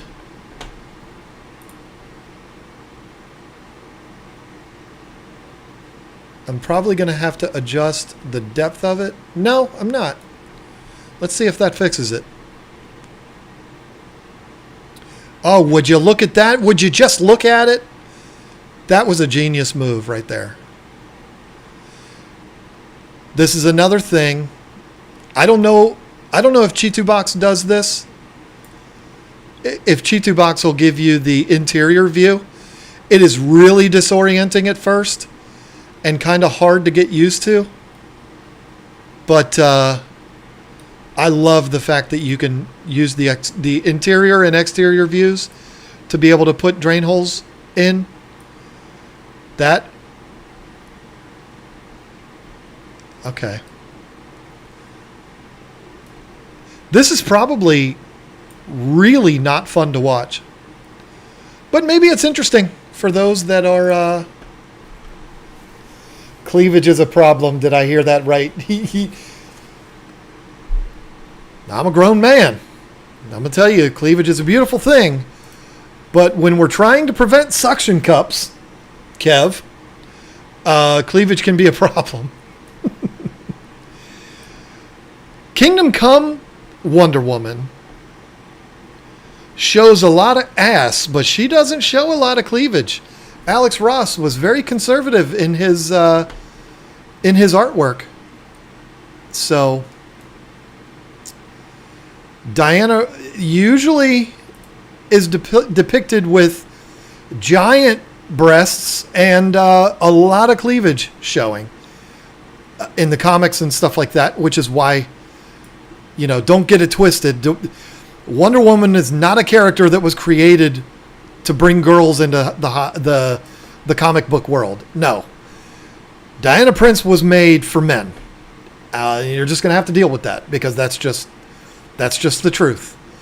I'm going to try to put another one right on the bottom of that key, but I'm going to go smaller because that key is screaming yellow. So there we go. Now, and I'm not worried about this one way down at the bottom of her cleavage. I'm not worried about that. I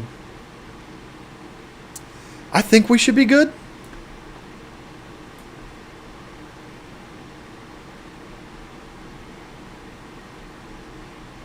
Yeah, we should be good. So I feel pretty confident now that that the drain holes will be good. And so now I'm going to do what 3D printing and painting enthusiasts would probably frown on.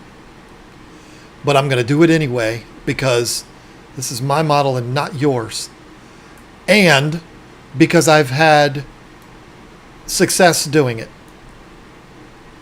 And because I have a really good slicer that does a good job of it, I am going to use Lychee's auto support feature. Because that's what I do every time. And it is, hey, look, oh no. Sean, you haven't been here long, right? Hopefully you haven't. I'm glad you're here. But if you were here earlier, you may have seen something you weren't supposed to see. I know that doesn't make sense, but don't go back and watch. Actually, it's on the screen right now. Oh no.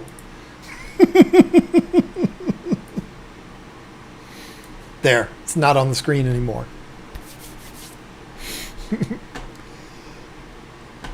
I'm going to use Lychee's auto supports, and I'm going to do it, and I don't care what anybody says about it. Their auto support system is great. It's a little heavy-handed. It puts a lot of supports on, but it's been pretty successful for me.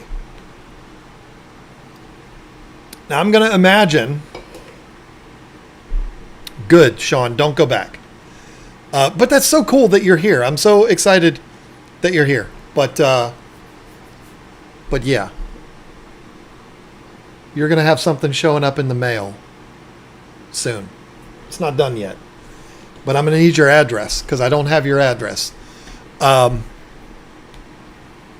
Sean's the one, Peck Tech, in the chat right now, is the one that made the mistake of telling me who his favorite characters are the other day when we were recording a podcast together.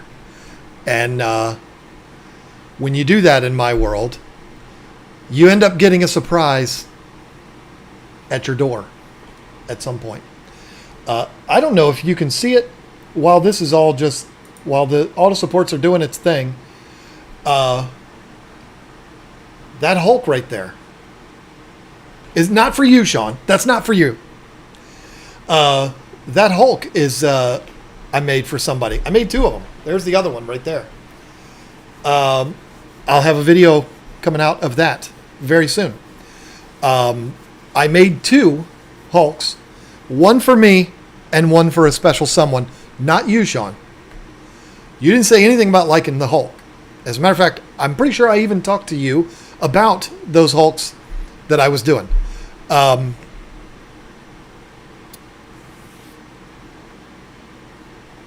It's for my grandson. Anyway, and he's going to love it. Y'all want to see it up close while this is slicing?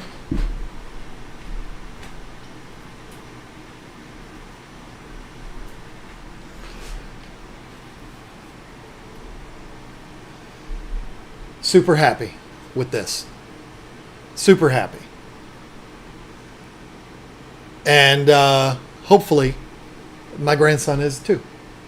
So, and in case you're wondering, the way my wife and I, well, the way it works, whenever I do this, where I make duplicates, like with the Supergirl video I put up the other day, I made 2 of them, one for me, one for my nephew.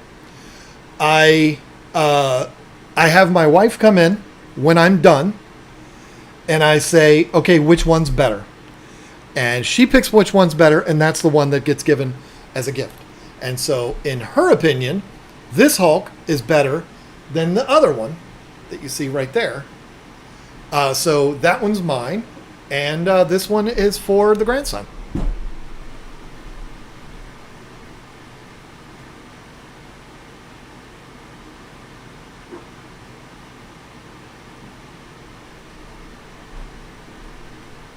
And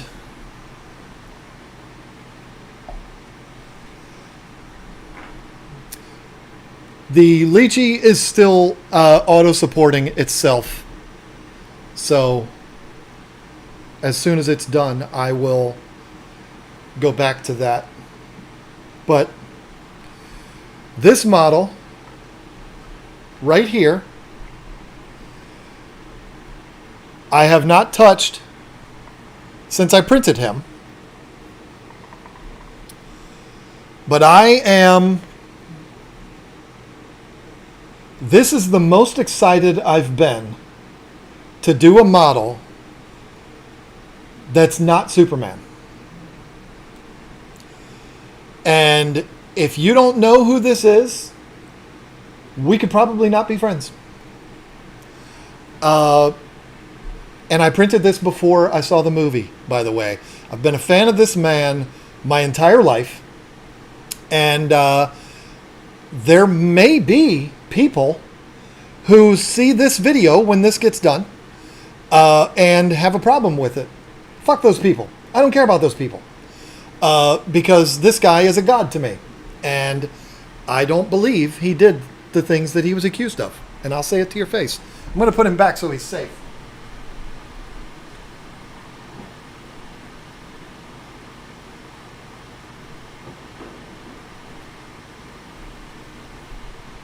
So that model's coming, and he's even got little glasses. That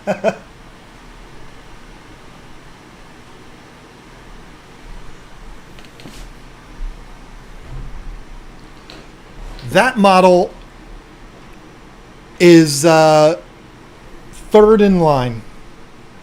I'm working on 2 models right now, and when those 2 are done, I'm going to do that MJ. And I'm excited about it. Let me show you something.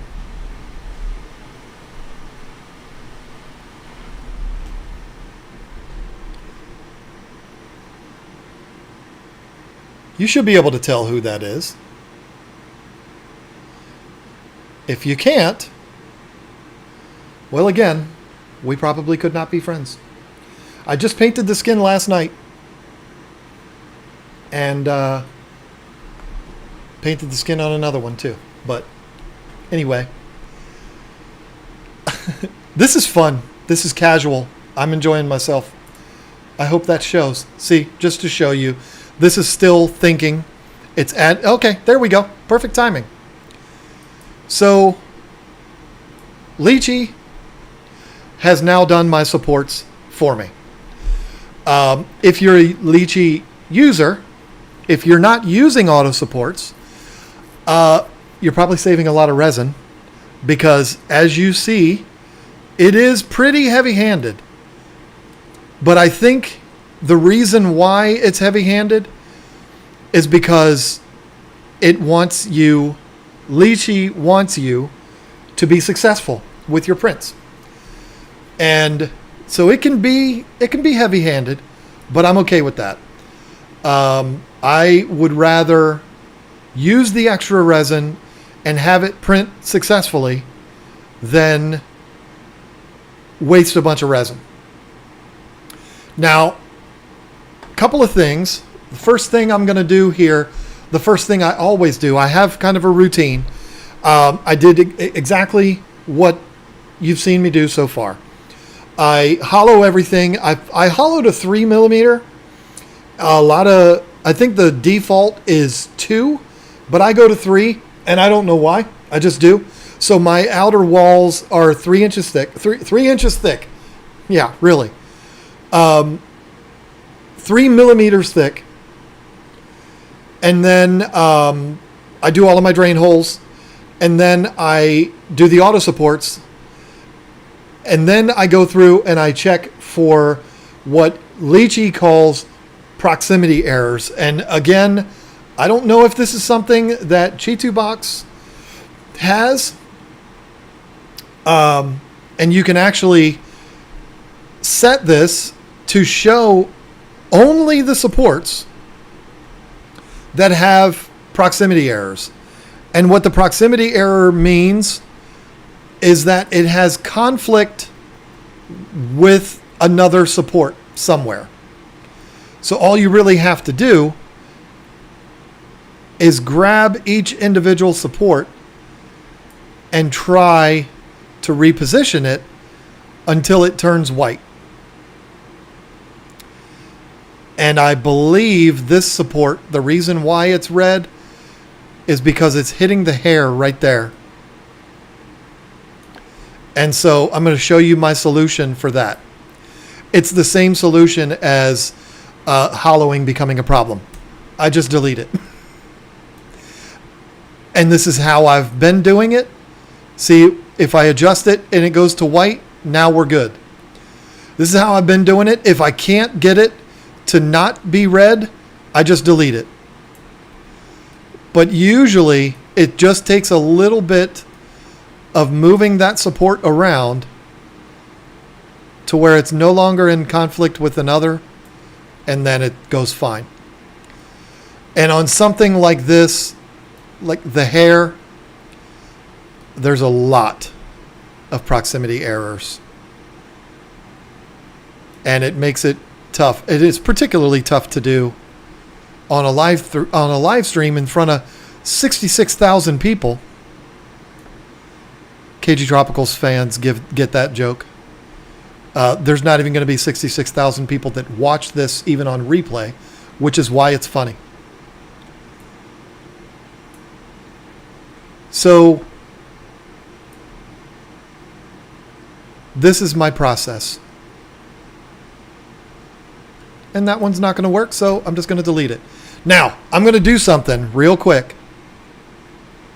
before I do anything else. And if you were watching earlier, you're probably cringing right now because you're like, if his power flickers again, he's going to lose everything. I am going to save this because I do not want to lose all of the work that I've done. Let me go to my 3D printing files, go to DC, go to Kingdom Come, And like you can see, this is my hard drive here. I've got the Spectre, Batman, Shazam, Superman, and Wonder Woman. Got them all already downloaded. I'm gonna save this sumbitch in there because I do not have the Leechy auto save feature turned on. This way, if something happens again, I'll at least go back to this point. So now I can get back to the proximity errors. That little bastard right there, I'm just going to delete that. I'm not even going to worry about that sumbitch.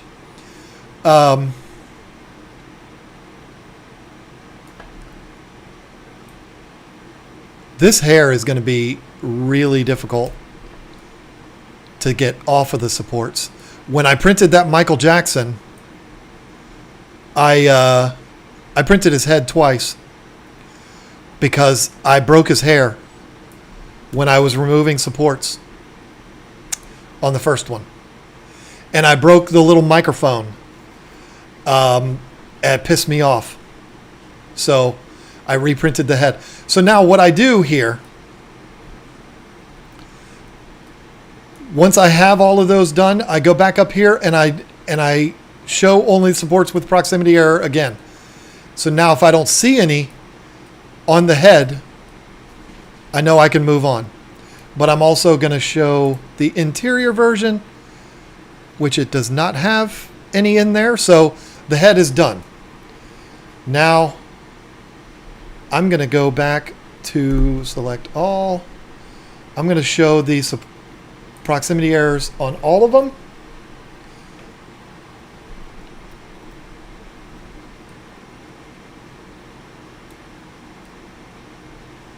There's one.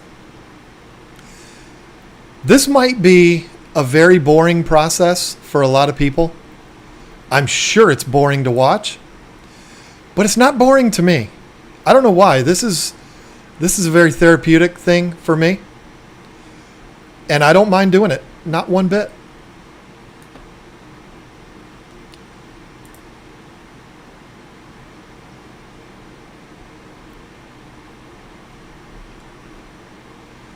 Again, I don't know if Chitubox does this, but the interior view is so disorienting at first.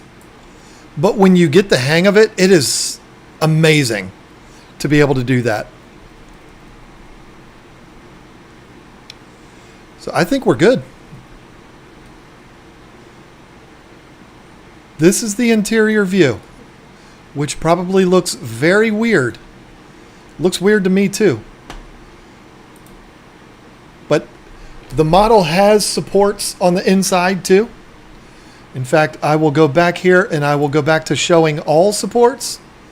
Now if I switch to interior, there's not very many.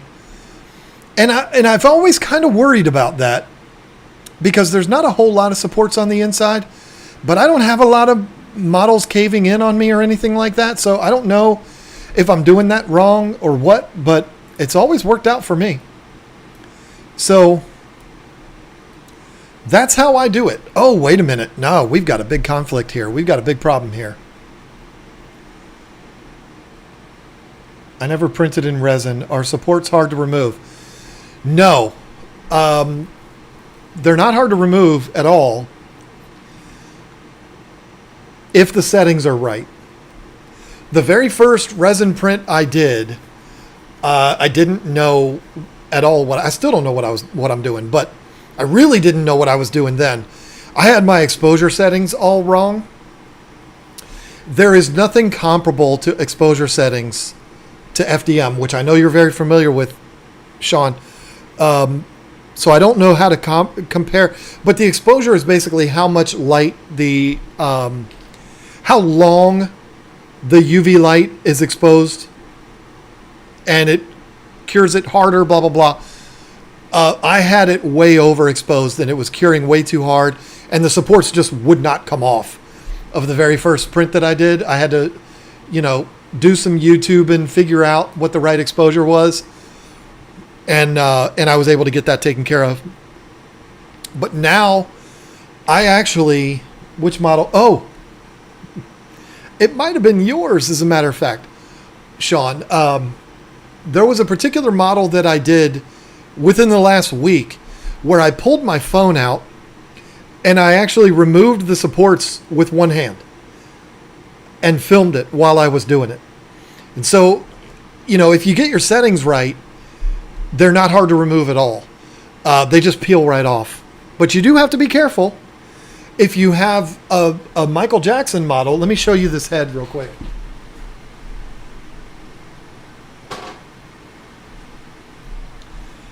When you have a model that has really delicate parts like this, you see his hair hanging down.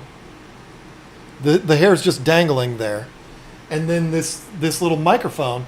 If you're curious, if you're not familiar, obviously everybody knows this is Michael Jackson. If you don't, shame on you. But this Michael Jackson model, is him when he did the 1993 Super Bowl halftime show. That's what this is modeled after. And so that's why he has the little microphone on him. It is a Wicked model. Wicked is the best. I love them so much. They own Berserk, by the way. But anyway, when you have little dangly parts like his hair and stuff like that, what I end up doing is I take my little nippers and I cut the supports off where it connects with that hair. It was really, really challenging because it's so easy to be pulling those supports off and just rip that hair right off with it. So, sometimes they're delicate, but they're not hard to remove. So now I have a problem here. And I know what I want to do with it. I know what my instinct tells me. But I don't know how the 3D printing enthusiasts who might watch this, I don't know how they would feel about it. I do not like this support right in Diana's nose. You can't see my mouse on the screen, and I don't know why that is. But my mouse is hovering right over Diana's nose, and that support that's on her nose, I don't like that one bit. And that support, if you look over here to the right, they're all color-coded. That is a stabilization support. It's not supporting an island. It's not supporting an overhang. It is a stabilization, meaning it's just holding the model in place.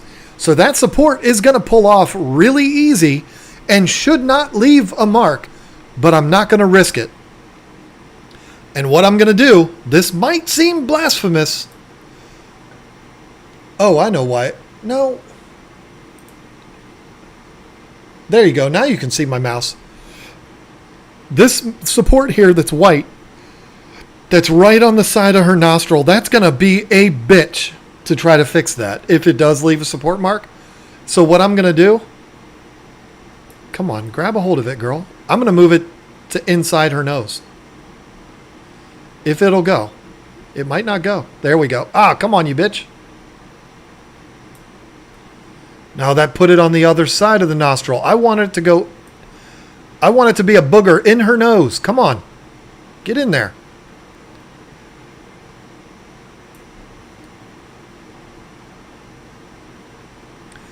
All right. Well, I tell you what I'm going to do.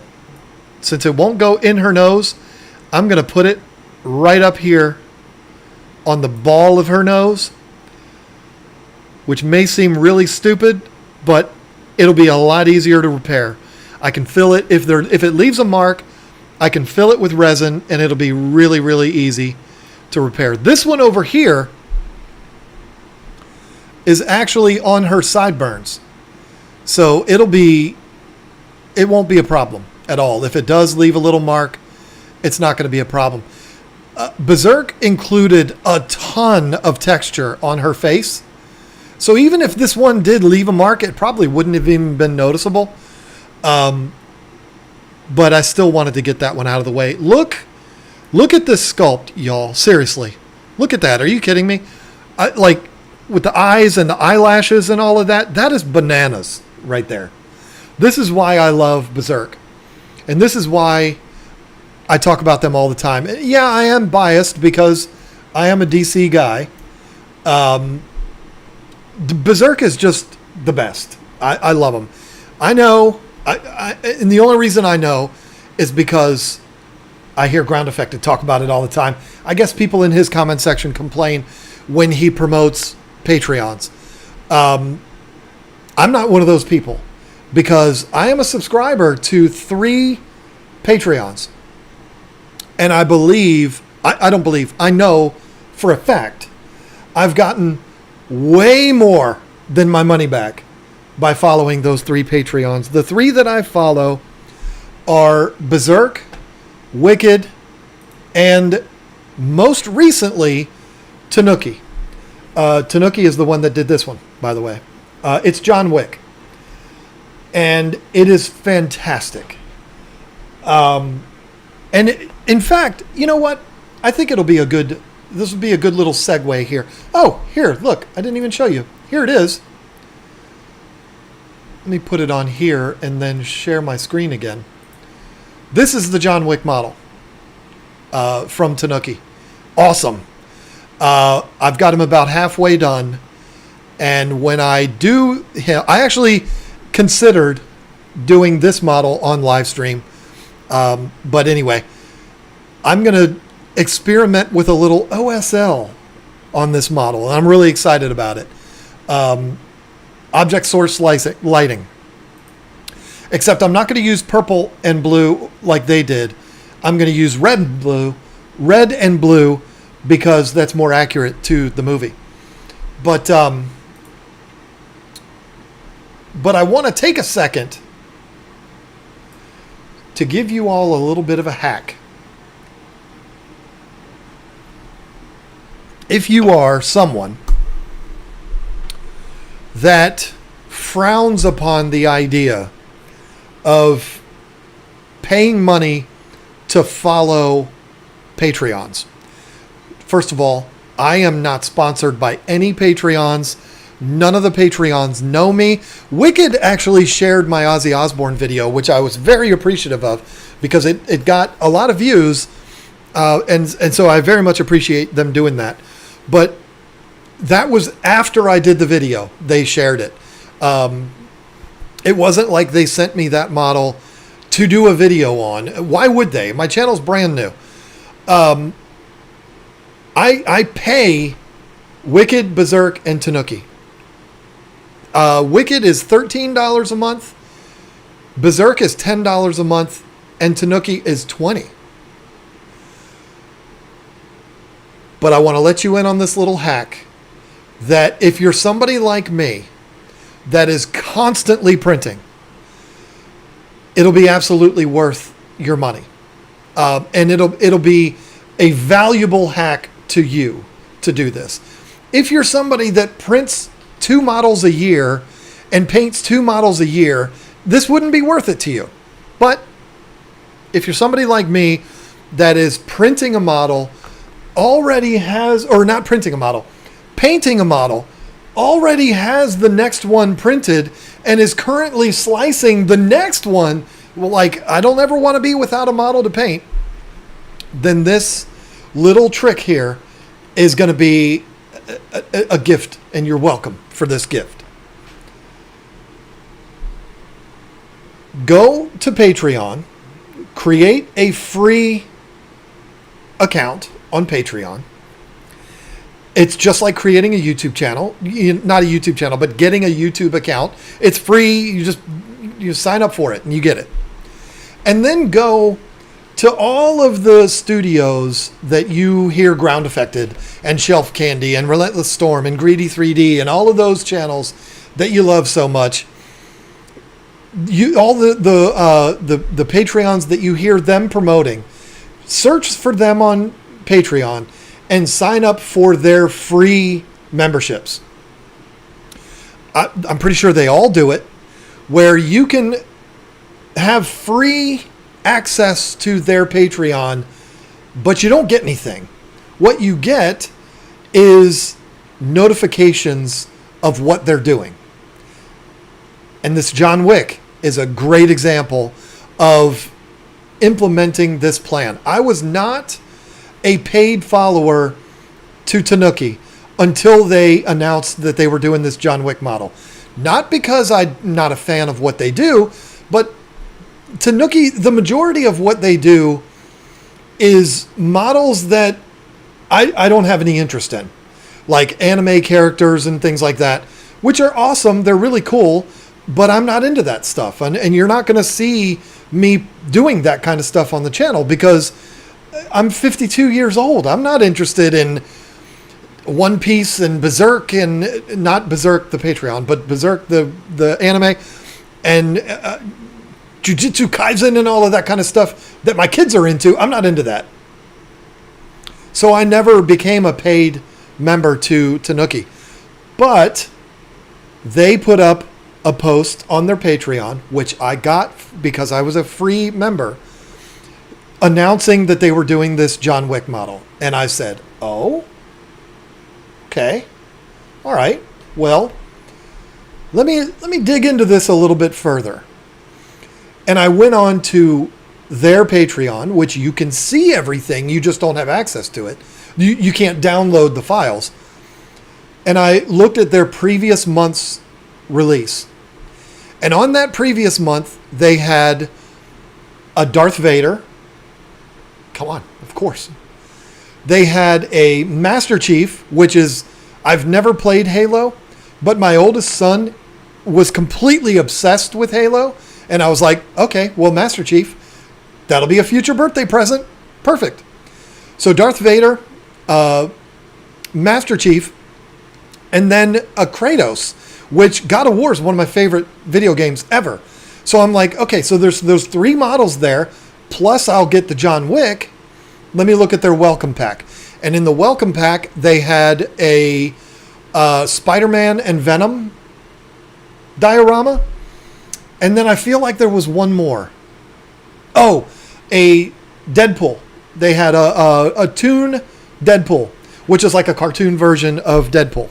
And so I'm like, oh my God, okay. So if I do sign up, I'll get John Wick, Deadpool, Kratos, Master Chief, Darth Vader, and the Spider-Man and Venom diorama. Like 6 models, and it'll cost me $20. Now, I've talked a lot about CG Trader in this live stream. CG Trader is where I usually go if I'm going to buy a file. They're almost always $20 each file. Like if I was to buy this Wonder Woman, which I didn't do because I'm a follower of Berserk, and so I got it as part of my membership. But if you were to go on CG Trader right now and download or buy this Wonder Woman, it'll cost you $20. So it's the same price, but I'm getting 6 models for it. So I said, okay, you know what? Tanuki announced that they were releasing this John Wick on June 30th. I said, okay, I'm gonna join up on June 30th. That way I get those releases, the previous month's releases, plus I'll get to see what they're releasing next month. And if I decide to keep my membership, I'll keep it because they're releasing something that's really good, or I'll cancel it. But either way, I'm going to join up on June 30th. But then they put up another post a couple of days later. And that post was, for a limited time, I think it was like 2 days, we're going to give you 75, not just me, but they put this out to everybody, 75% off your first month's membership. This just went from a no-brainer to the biggest no-brainer of all time. I'm going to get all 6 of those models for $5. Get the fuck out of here. Of course I'm going to do it. And so I signed up right then and there. I downloaded all of those other models. Master Chief, Spider-Man, Deadpool, and all the others. And since then, have also downloaded another one.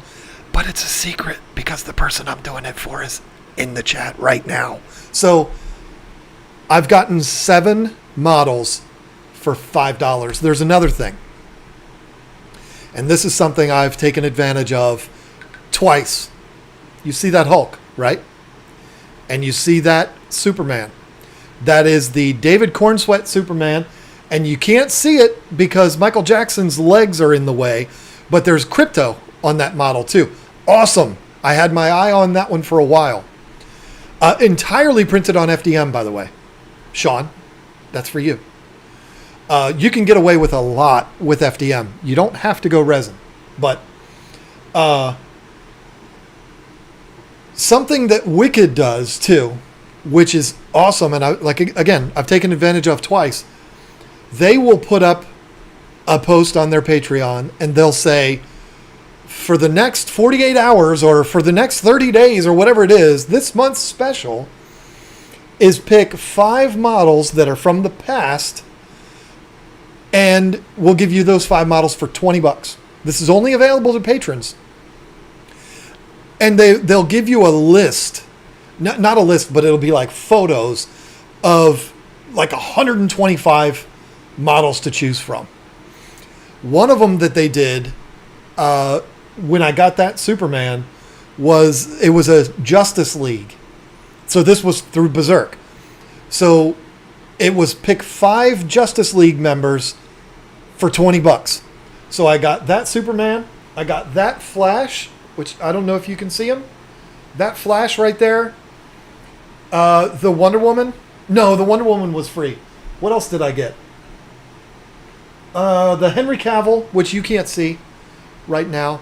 The Henry Cavill Superman right there. And there was probably 2 others that I just haven't done yet. But the point is I got 5 models for $20. And then Wicked did it. And from Wicked, I got the Hulk that I just did for my grandson and did one for me. The John McClane. I got Hawkeye. And 2 other ones. I don't remember. A Punisher. And then something else. I don't know. There was 5 of them. The point is, that's something that's only available to their patrons. And it's something that they do randomly. And it'll be, available for a couple of weeks or whatever it is. I'll share this. No, can I? I don't know. I don't think there's anything weird. I don't think there's anything weird in here. Let me make sure. I don't do anything weird, but I'm not into weird models.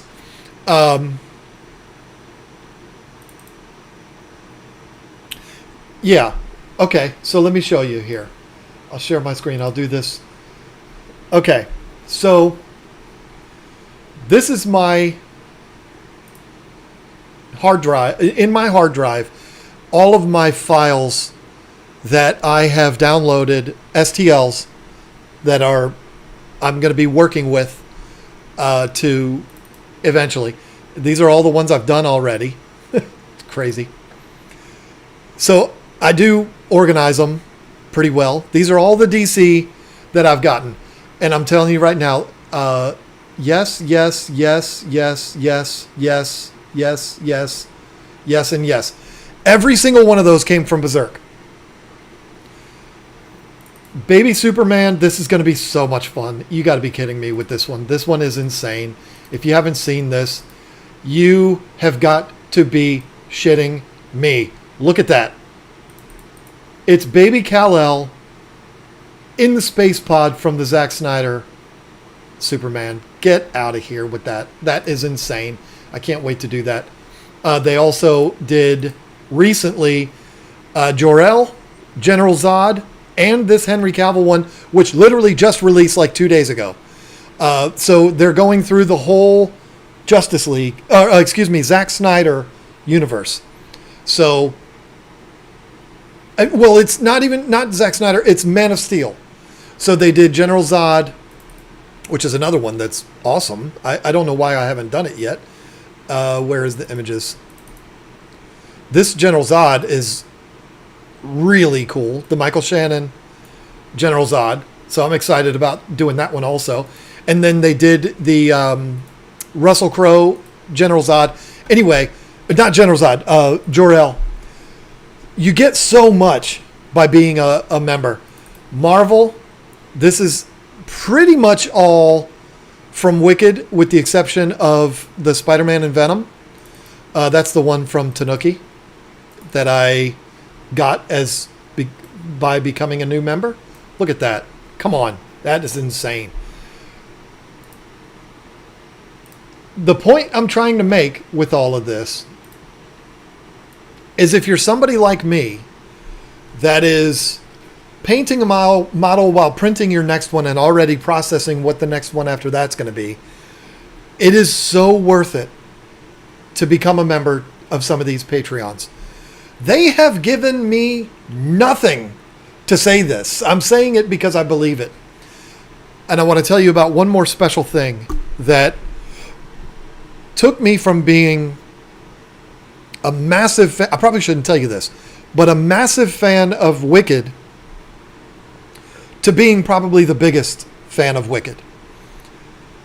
They released that Captain America, which is the Winter Soldier version, the suit that he's wearing in the beginning of Winter Soldier.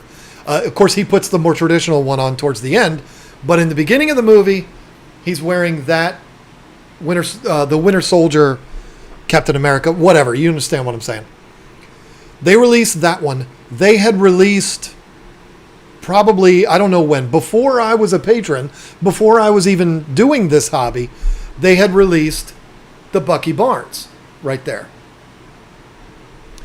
And when they released the Steve Rogers, I downloaded it instantaneously. Like, of course I did, because it's Cap. Of course I'm going to do it. I'm a big Captain America fan. So I got that model and I immediately put it in the rotation like I was going to do it. I had just gotten my first resin printer. I was really excited. And that is not the first project that I did on the resin printer, but it's one of the first. The first thing I ever printed on my resin printer was actually that head right there. That is one of my favorite models I've ever done. It is the Eric Draven, the Crow, Brandon Lee. It's fantastic. Another Wicked model. His hair. Let me grab it. I'll show it to you close up.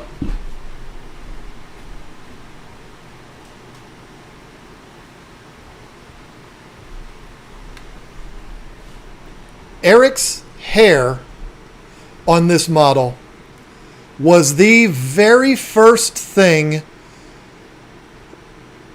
that I found my FDM printer just was not capable of doing. It printed it, but not well.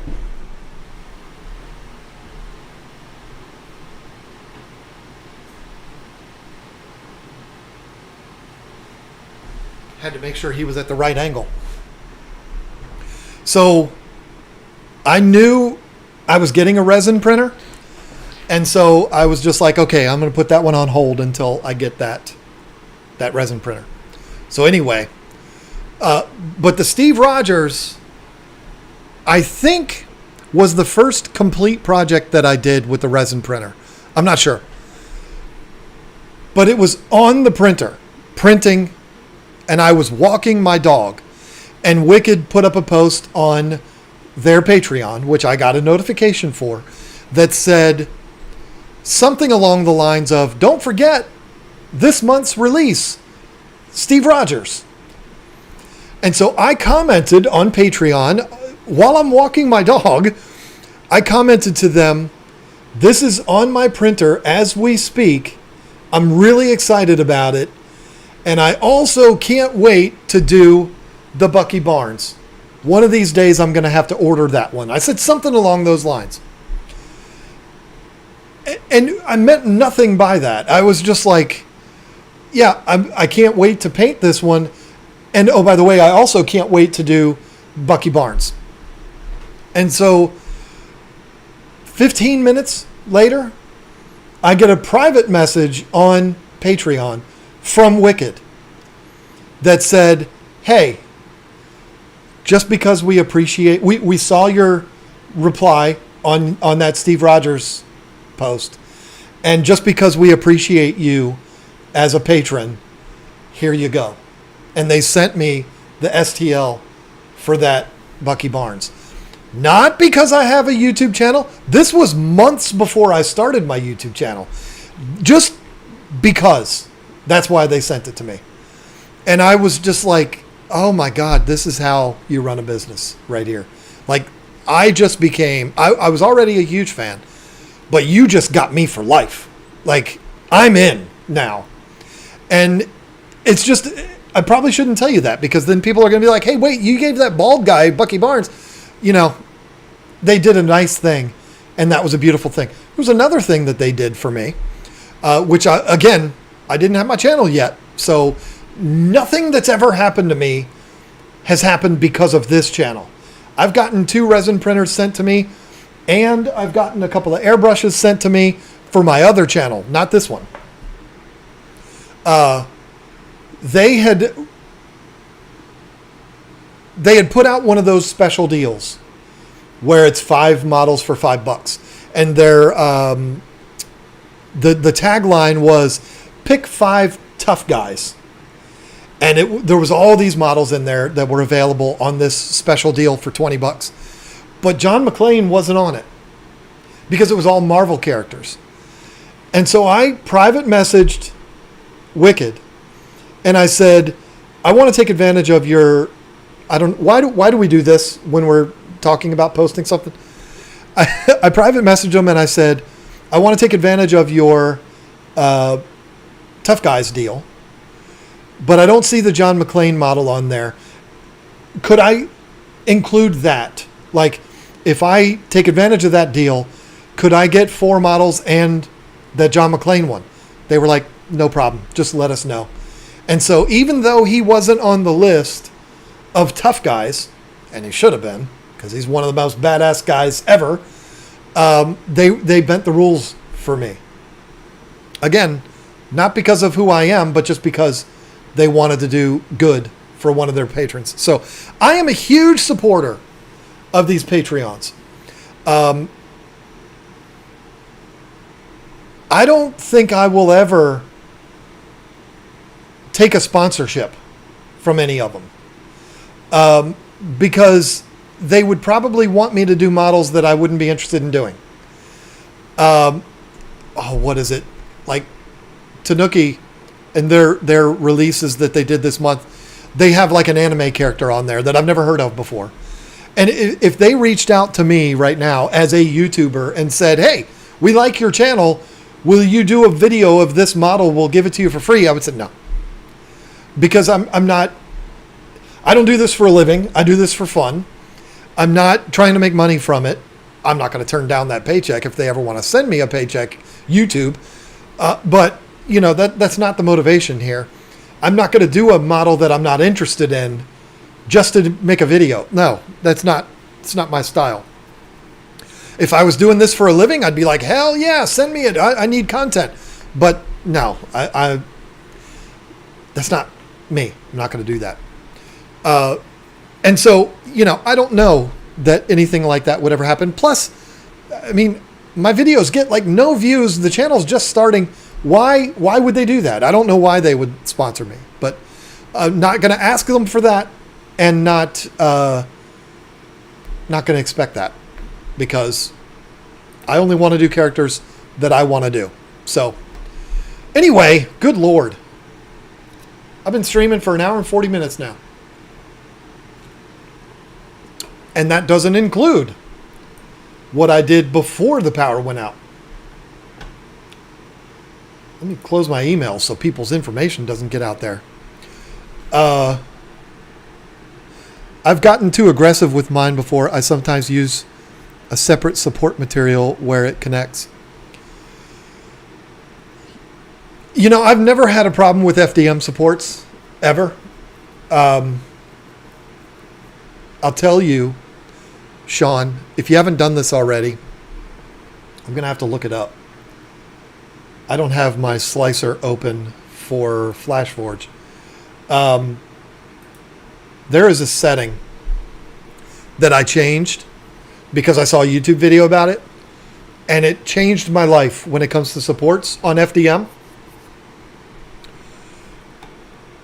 And I'm going to share that with you right now, because if you don't know about this, here's the Shazam base, by the way, that I fully intend on printing with my FDM printer.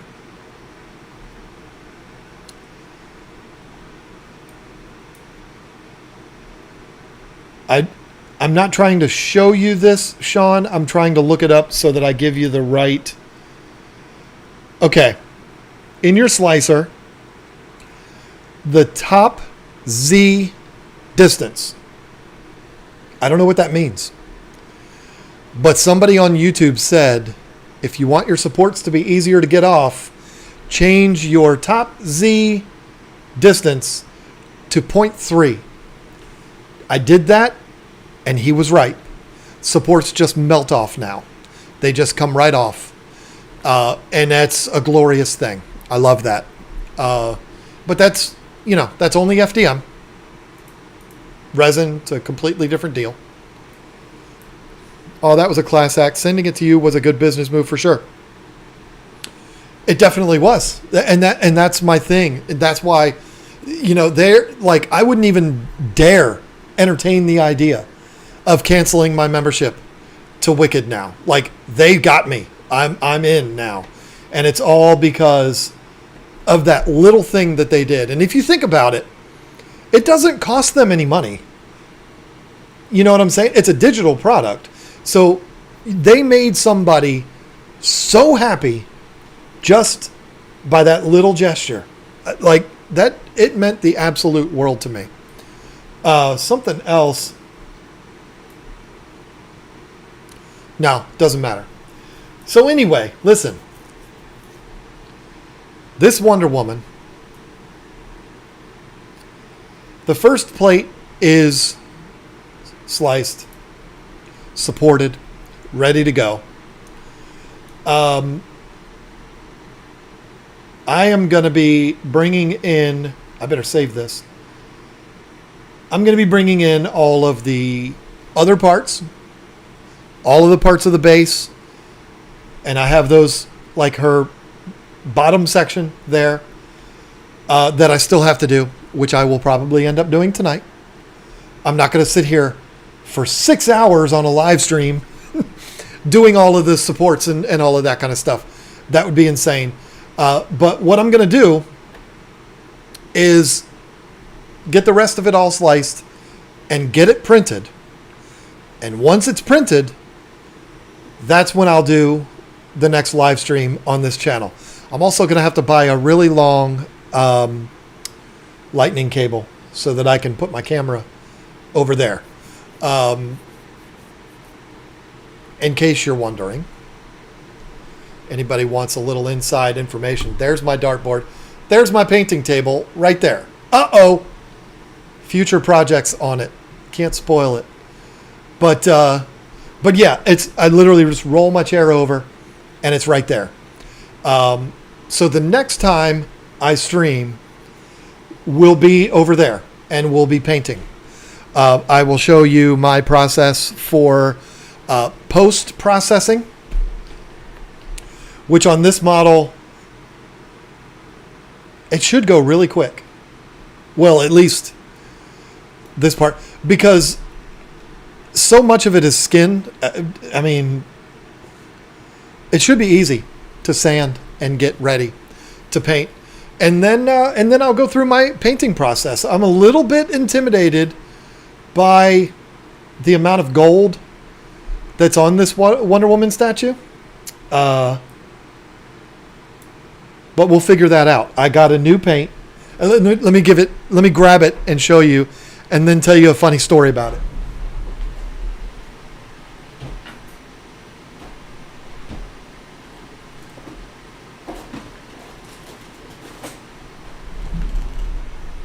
I knew I was going to be doing this model, and I knew I was going to be doing the Michael Jackson model, which is right there.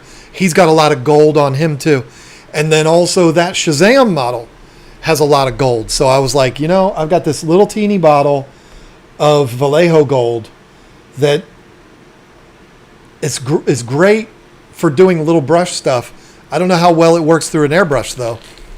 So I want to go and get some gold paints for all of these models that I'm going to be doing. And so I went to Hobbytown, USA, which is the only place within 3 hours of me that sells Vallejo. And I didn't go there specifically for Vallejo, but they also sell a bunch of other brands. Hobbytown, it's great. And I bought these. I bought 4 bottles of Vallejo liquid metal.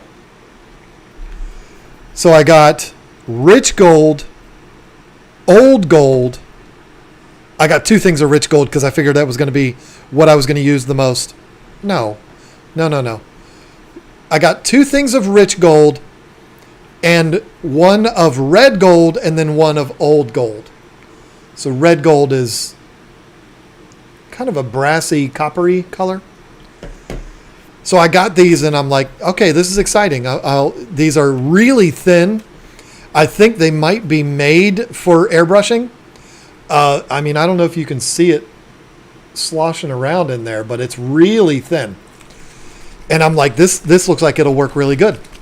I thought about getting the Tamiya gold, but I saw this and I was like, okay, I'm going to get this and that should work. I got 4 bottles of it, so I should be good to go.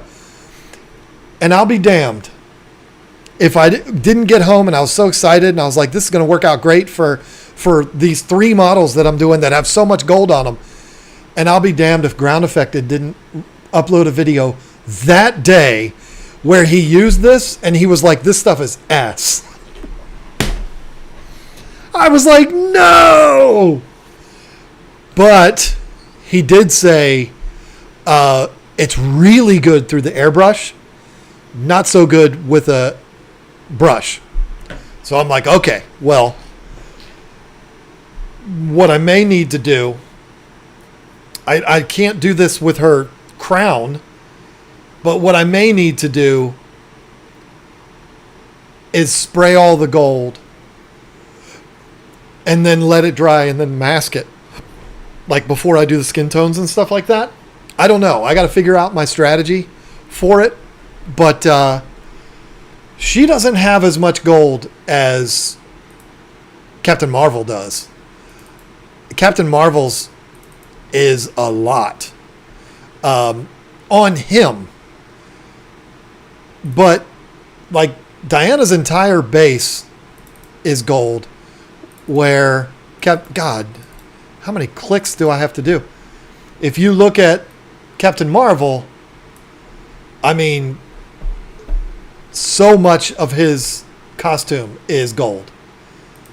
And the thing is, if you've read the comic Kingdom Come, he ain't in that suit much. He's in that suit at the very end. But it'd be kind of stupid if they did a Billy Batson model. I mean, nobody would want that. So that one, I'm way more intimidated by all that gold than I am the Diana Prince.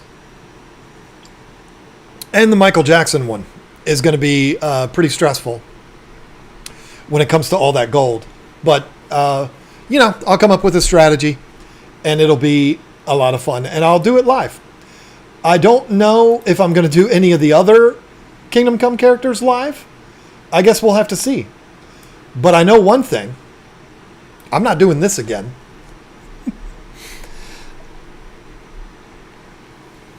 I can't imagine the slicing process being entertaining. So I think if we'll have fun with this Diana Prince model, doing it live, and then if I'm going to do another one live, I'll just skip all of that bullshit and go straight to the painting. Kind of like videos. Not do this whole slicing thing, because that's really boring and probably stupid.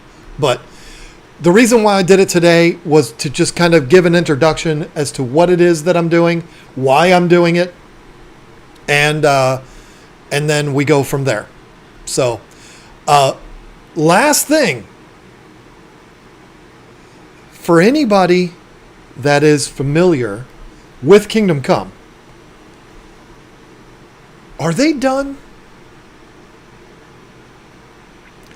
Berserk has released Superman, Captain Marvel, Wonder Woman, Batman, and the Spectre. All of the characters that you see in the thumbnail for this live stream. Are they done? I'm curious. They just released the Spectre. The Spectre is it's this month's release. So, like, I downloaded the Spectre STL like 3 days ago. I mean, it just came out. If they're not done, who's left?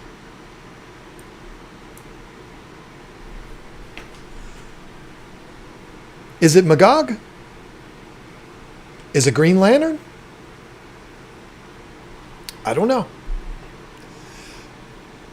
But I know what I would like.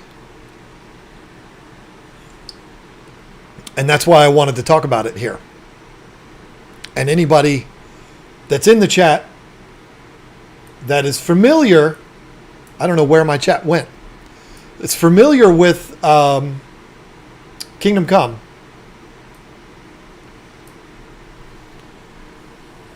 The two I just mentioned, as far as heroes or villains go, that's pretty much all there is left.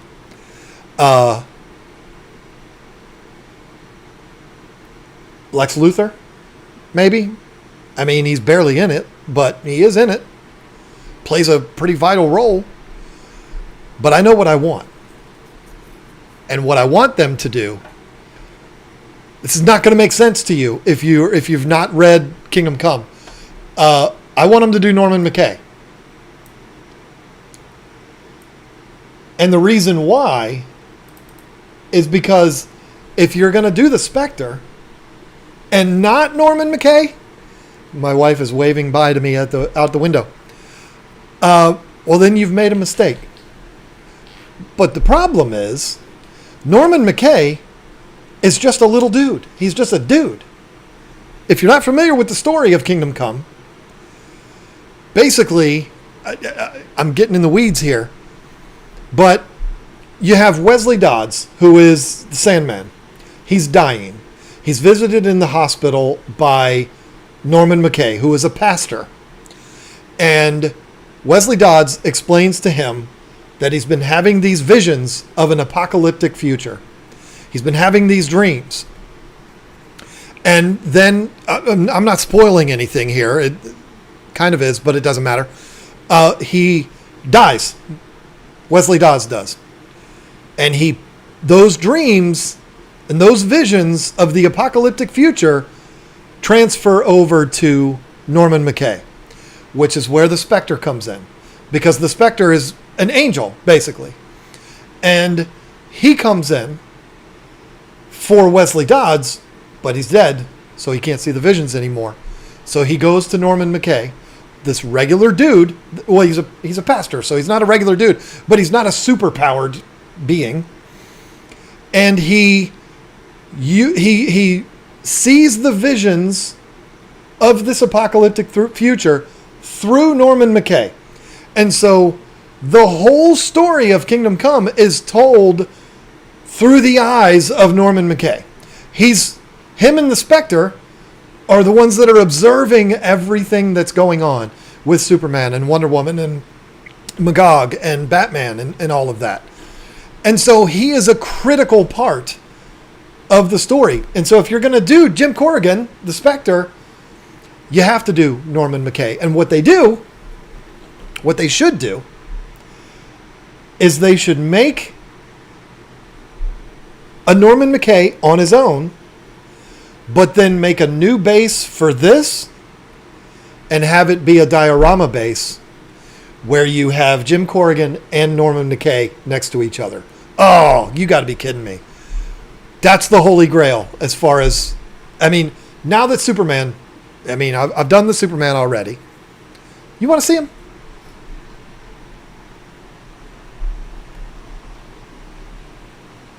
Come on. He's quarter scale. This is a 1/6 scale Henry Cavill. I did not make this. This is a Hot Toys model. Look at the size difference. Are you kidding me? That's insane. I am so happy with how that turned out. Probably the most fun I've ever had doing a model was that Kingdom Come Superman. So Superman has to be first. Superman's always got to be first. But then it's Spectre and Norman McKay. So they need to do Norman McKay. If Berserk, which they never would, but if they were to ask me, what should we do next as far as Kingdom Come goes, I would say you do Norman McKay, then Magog. Because Magog is barely in it, and he's a bitch anyway. So, and these are all characters, well, Magog, the Spectre, and Norman McKay were all created for Kingdom Come, so they're all original characters. And Magog, I don't know. The problem is, looking at it from Berserk's standpoint, if I'm Berserk, I'm like, obviously I love Kingdom Come because I've done 5 models on Kingdom Come. But does everybody love Kingdom Come as much as me? The only people that would take advantage of an STL from Berserk of Magog or Norman McKay are people that have read that comic. If you haven't read it, you have no clue who those characters are. And so would they be wasting their time? I don't know. They did the Spectre. He became involved in other comics after Kingdom Come, but I mean, they created the Spectre, at least as far as I know. I could be wrong, but I believe that is an original Mark Waid character that he created for Kingdom Come. So they did him. They should do Norman McKay. It'd be so cool because Jim Corrigan's really big, and Norman McKay would be like this tall. So you just have him standing there like an innocent old man like he is, and then you have the Spectre over top. Oh my God, that would be the coolest thing I've ever seen. We'll see. We'll see if they do that. But I got to tell you, I damn near shit my pants when they released this one. I was like, because I was thinking about it, and I was like, they've done the Holy Trinity, and then they did Shazam, which Shazam, he's the hero of the story. I'm sorry for spoilers, but Captain Marvel he's the hero of the whole story. The whole story doesn't revolve around him. It revolves around Superman, but Captain Marvel is the big hero in the end. Sorry for spoilers, but you know, I mean, you knew one of them was going to be the hero at the end, but you've done all the main ones. Green Lantern's not in it much. I mean, he is an important character, but anyway, I'm just completely rambling. When I saw this, I was like, oh my God, they've done it. Because I was worried about the Spectre the same I am Norman McKay. Like, the only people that are going to be interested in the Spectre are people that are familiar with Kingdom Come. So if you haven't read that comic, which it was an extremely successful comic, I mean, they I don't know. I promise this is the last thing. If you've read Kingdom Come, you know I'm right here. If you haven't read it, I'm going to make a recommendation to you. Go on Audible. I've read the comic twice. I've watched full synopsises of Kingdom Come on YouTube multiple times. And I got the audio presentation of it on Audible. And let me just tell you, it is fantastic. The way they do it on Audible is you have voice actors, there's sound effects, there's music, it's like listening to a movie. It's fantastic. Kingdom Come, get that on there. But what that story is, like I said, Norman McKay has these visions. Spectre travels with him, and they view everything. Superman is in retirement. He's given up on the world because the world had given up on him. And Diana Prince goes and convinces him to come out of retirement because the heroes have all gone out of control. And it's set in a completely alternate universe. And there's also a 10-year time jump in this story. Again, not any severe spoilers here, but there's a major event that happens in the beginning of this book. And that major event that happens is what causes Superman to go into retirement. I'm not going to tell you what that event is, but it involves Magog and it involves the Joker. And so he goes into retirement, and then 10 years happens. Well, let me ask you this. This is $1 billion idea for James Gunn. What took place 10 years ago in movie theaters? The Zack Snyder universe. Do I need to say any more? You want the $1 billion idea, James Gunn? Here it is. You give the people what they want. You set up a few meetings. The first meeting that you're going to want to set up with is with this guy right here. Because everybody loves this man. First meeting is with Henry Cavill.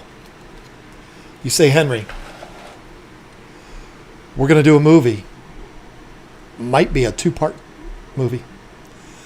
And it's a Superman story. Takes place in an alternate universe with an older Superman. We're going to have to age you up a little bit because you're like 46, but you still look like you're 22. You're a god of a man. We're going to have to make you look a little older, put a little gray in your hair. We're going to get you. We're going to have you do this story. What do you think? And if he signs on, the next person you go to is Gal Gadot, and then you go to Ben Affleck. Don't go to Ezra Miller. Do the right thing. Go to Grant Gustin. The Flash is not in the story very much. Go to Grant Gustin. Get your Flash. Green Lantern? Who cares? Ryan Reynolds could be Green Lantern. Who else do you need? Batman? Well, yeah. You got Affleck. Which Affleck's in his 50s. He still looks great. You're going to have to age him up too. Because Batman's in his like 60s or 70s in that series. I don't know if they said exactly how old he was, but he's older.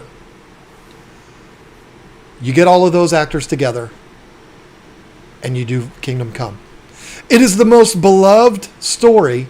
It was an instant classic. Everybody loves Kingdom Come. I've never talked to anyone that said, oh, that was terrible. Everybody loves it. You do a movie version of Kingdom Come. There you go. There's your $1 billion, James Gunn. I think I talked about this in the KG Tropicals live stream. There's two things, though. One, I don't trust James Gunn, so I don't think he's going to, A, do this, or D, do a good job of it, because he'll screw it up somehow by changing the story and making it his own version of the story, like he did with making the L's bad in Superman. But anyway, I will allow you to make one change. Only one. Only one change is acceptable to me, and it will sell tickets for you, James Gunn. $1 billion. Send royalties to my P.O. box. That one change is you swap out, because you're going to want to do this anyway, because that's what you do, you asshole. You change out characters. You're going to want to change out Magog, because nobody knows who that is, with Black Adam.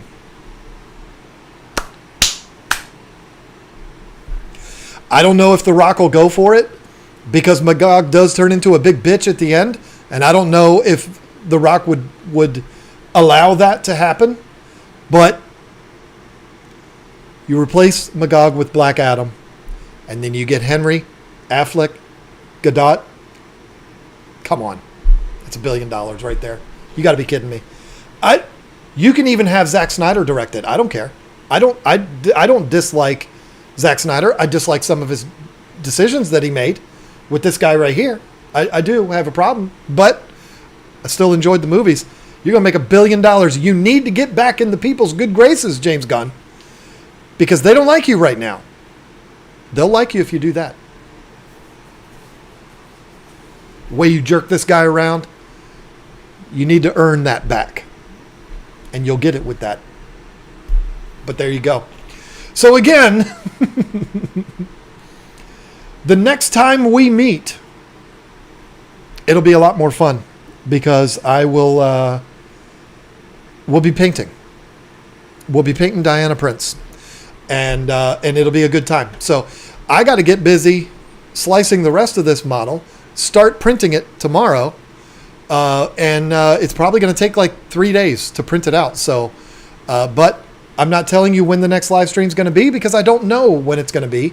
But I will do it, and we will paint Diana Prince, and it'll be a lot of fun. We're not going to paint her all in one session. That would be ridiculous. It's going to probably take multiple live streams, but we're going to do it. And when I'm done that day, I will put her away, and I will not work on her again until the next live stream. That's my promise to you. So if we do a couple of these a week, and it's only a couple hours at a time, it might take a couple, 2-3 weeks to get it done completely, because that base is going to take a while. No, it won't. The shield's going to take a while. That shield's going to suck. But other than that, yeah, it'll be fun. So come back and join me. Thank you all, whoever has come in here today. Impromptu live stream that got interrupted 20 minutes into it by the power going out. But I still had a lot of fun with this. And thank you for letting me talk about this thing that I love so much. And there you go. I am going to sign off now and go have some dinner because it's 7:30. So long now. Push end, John.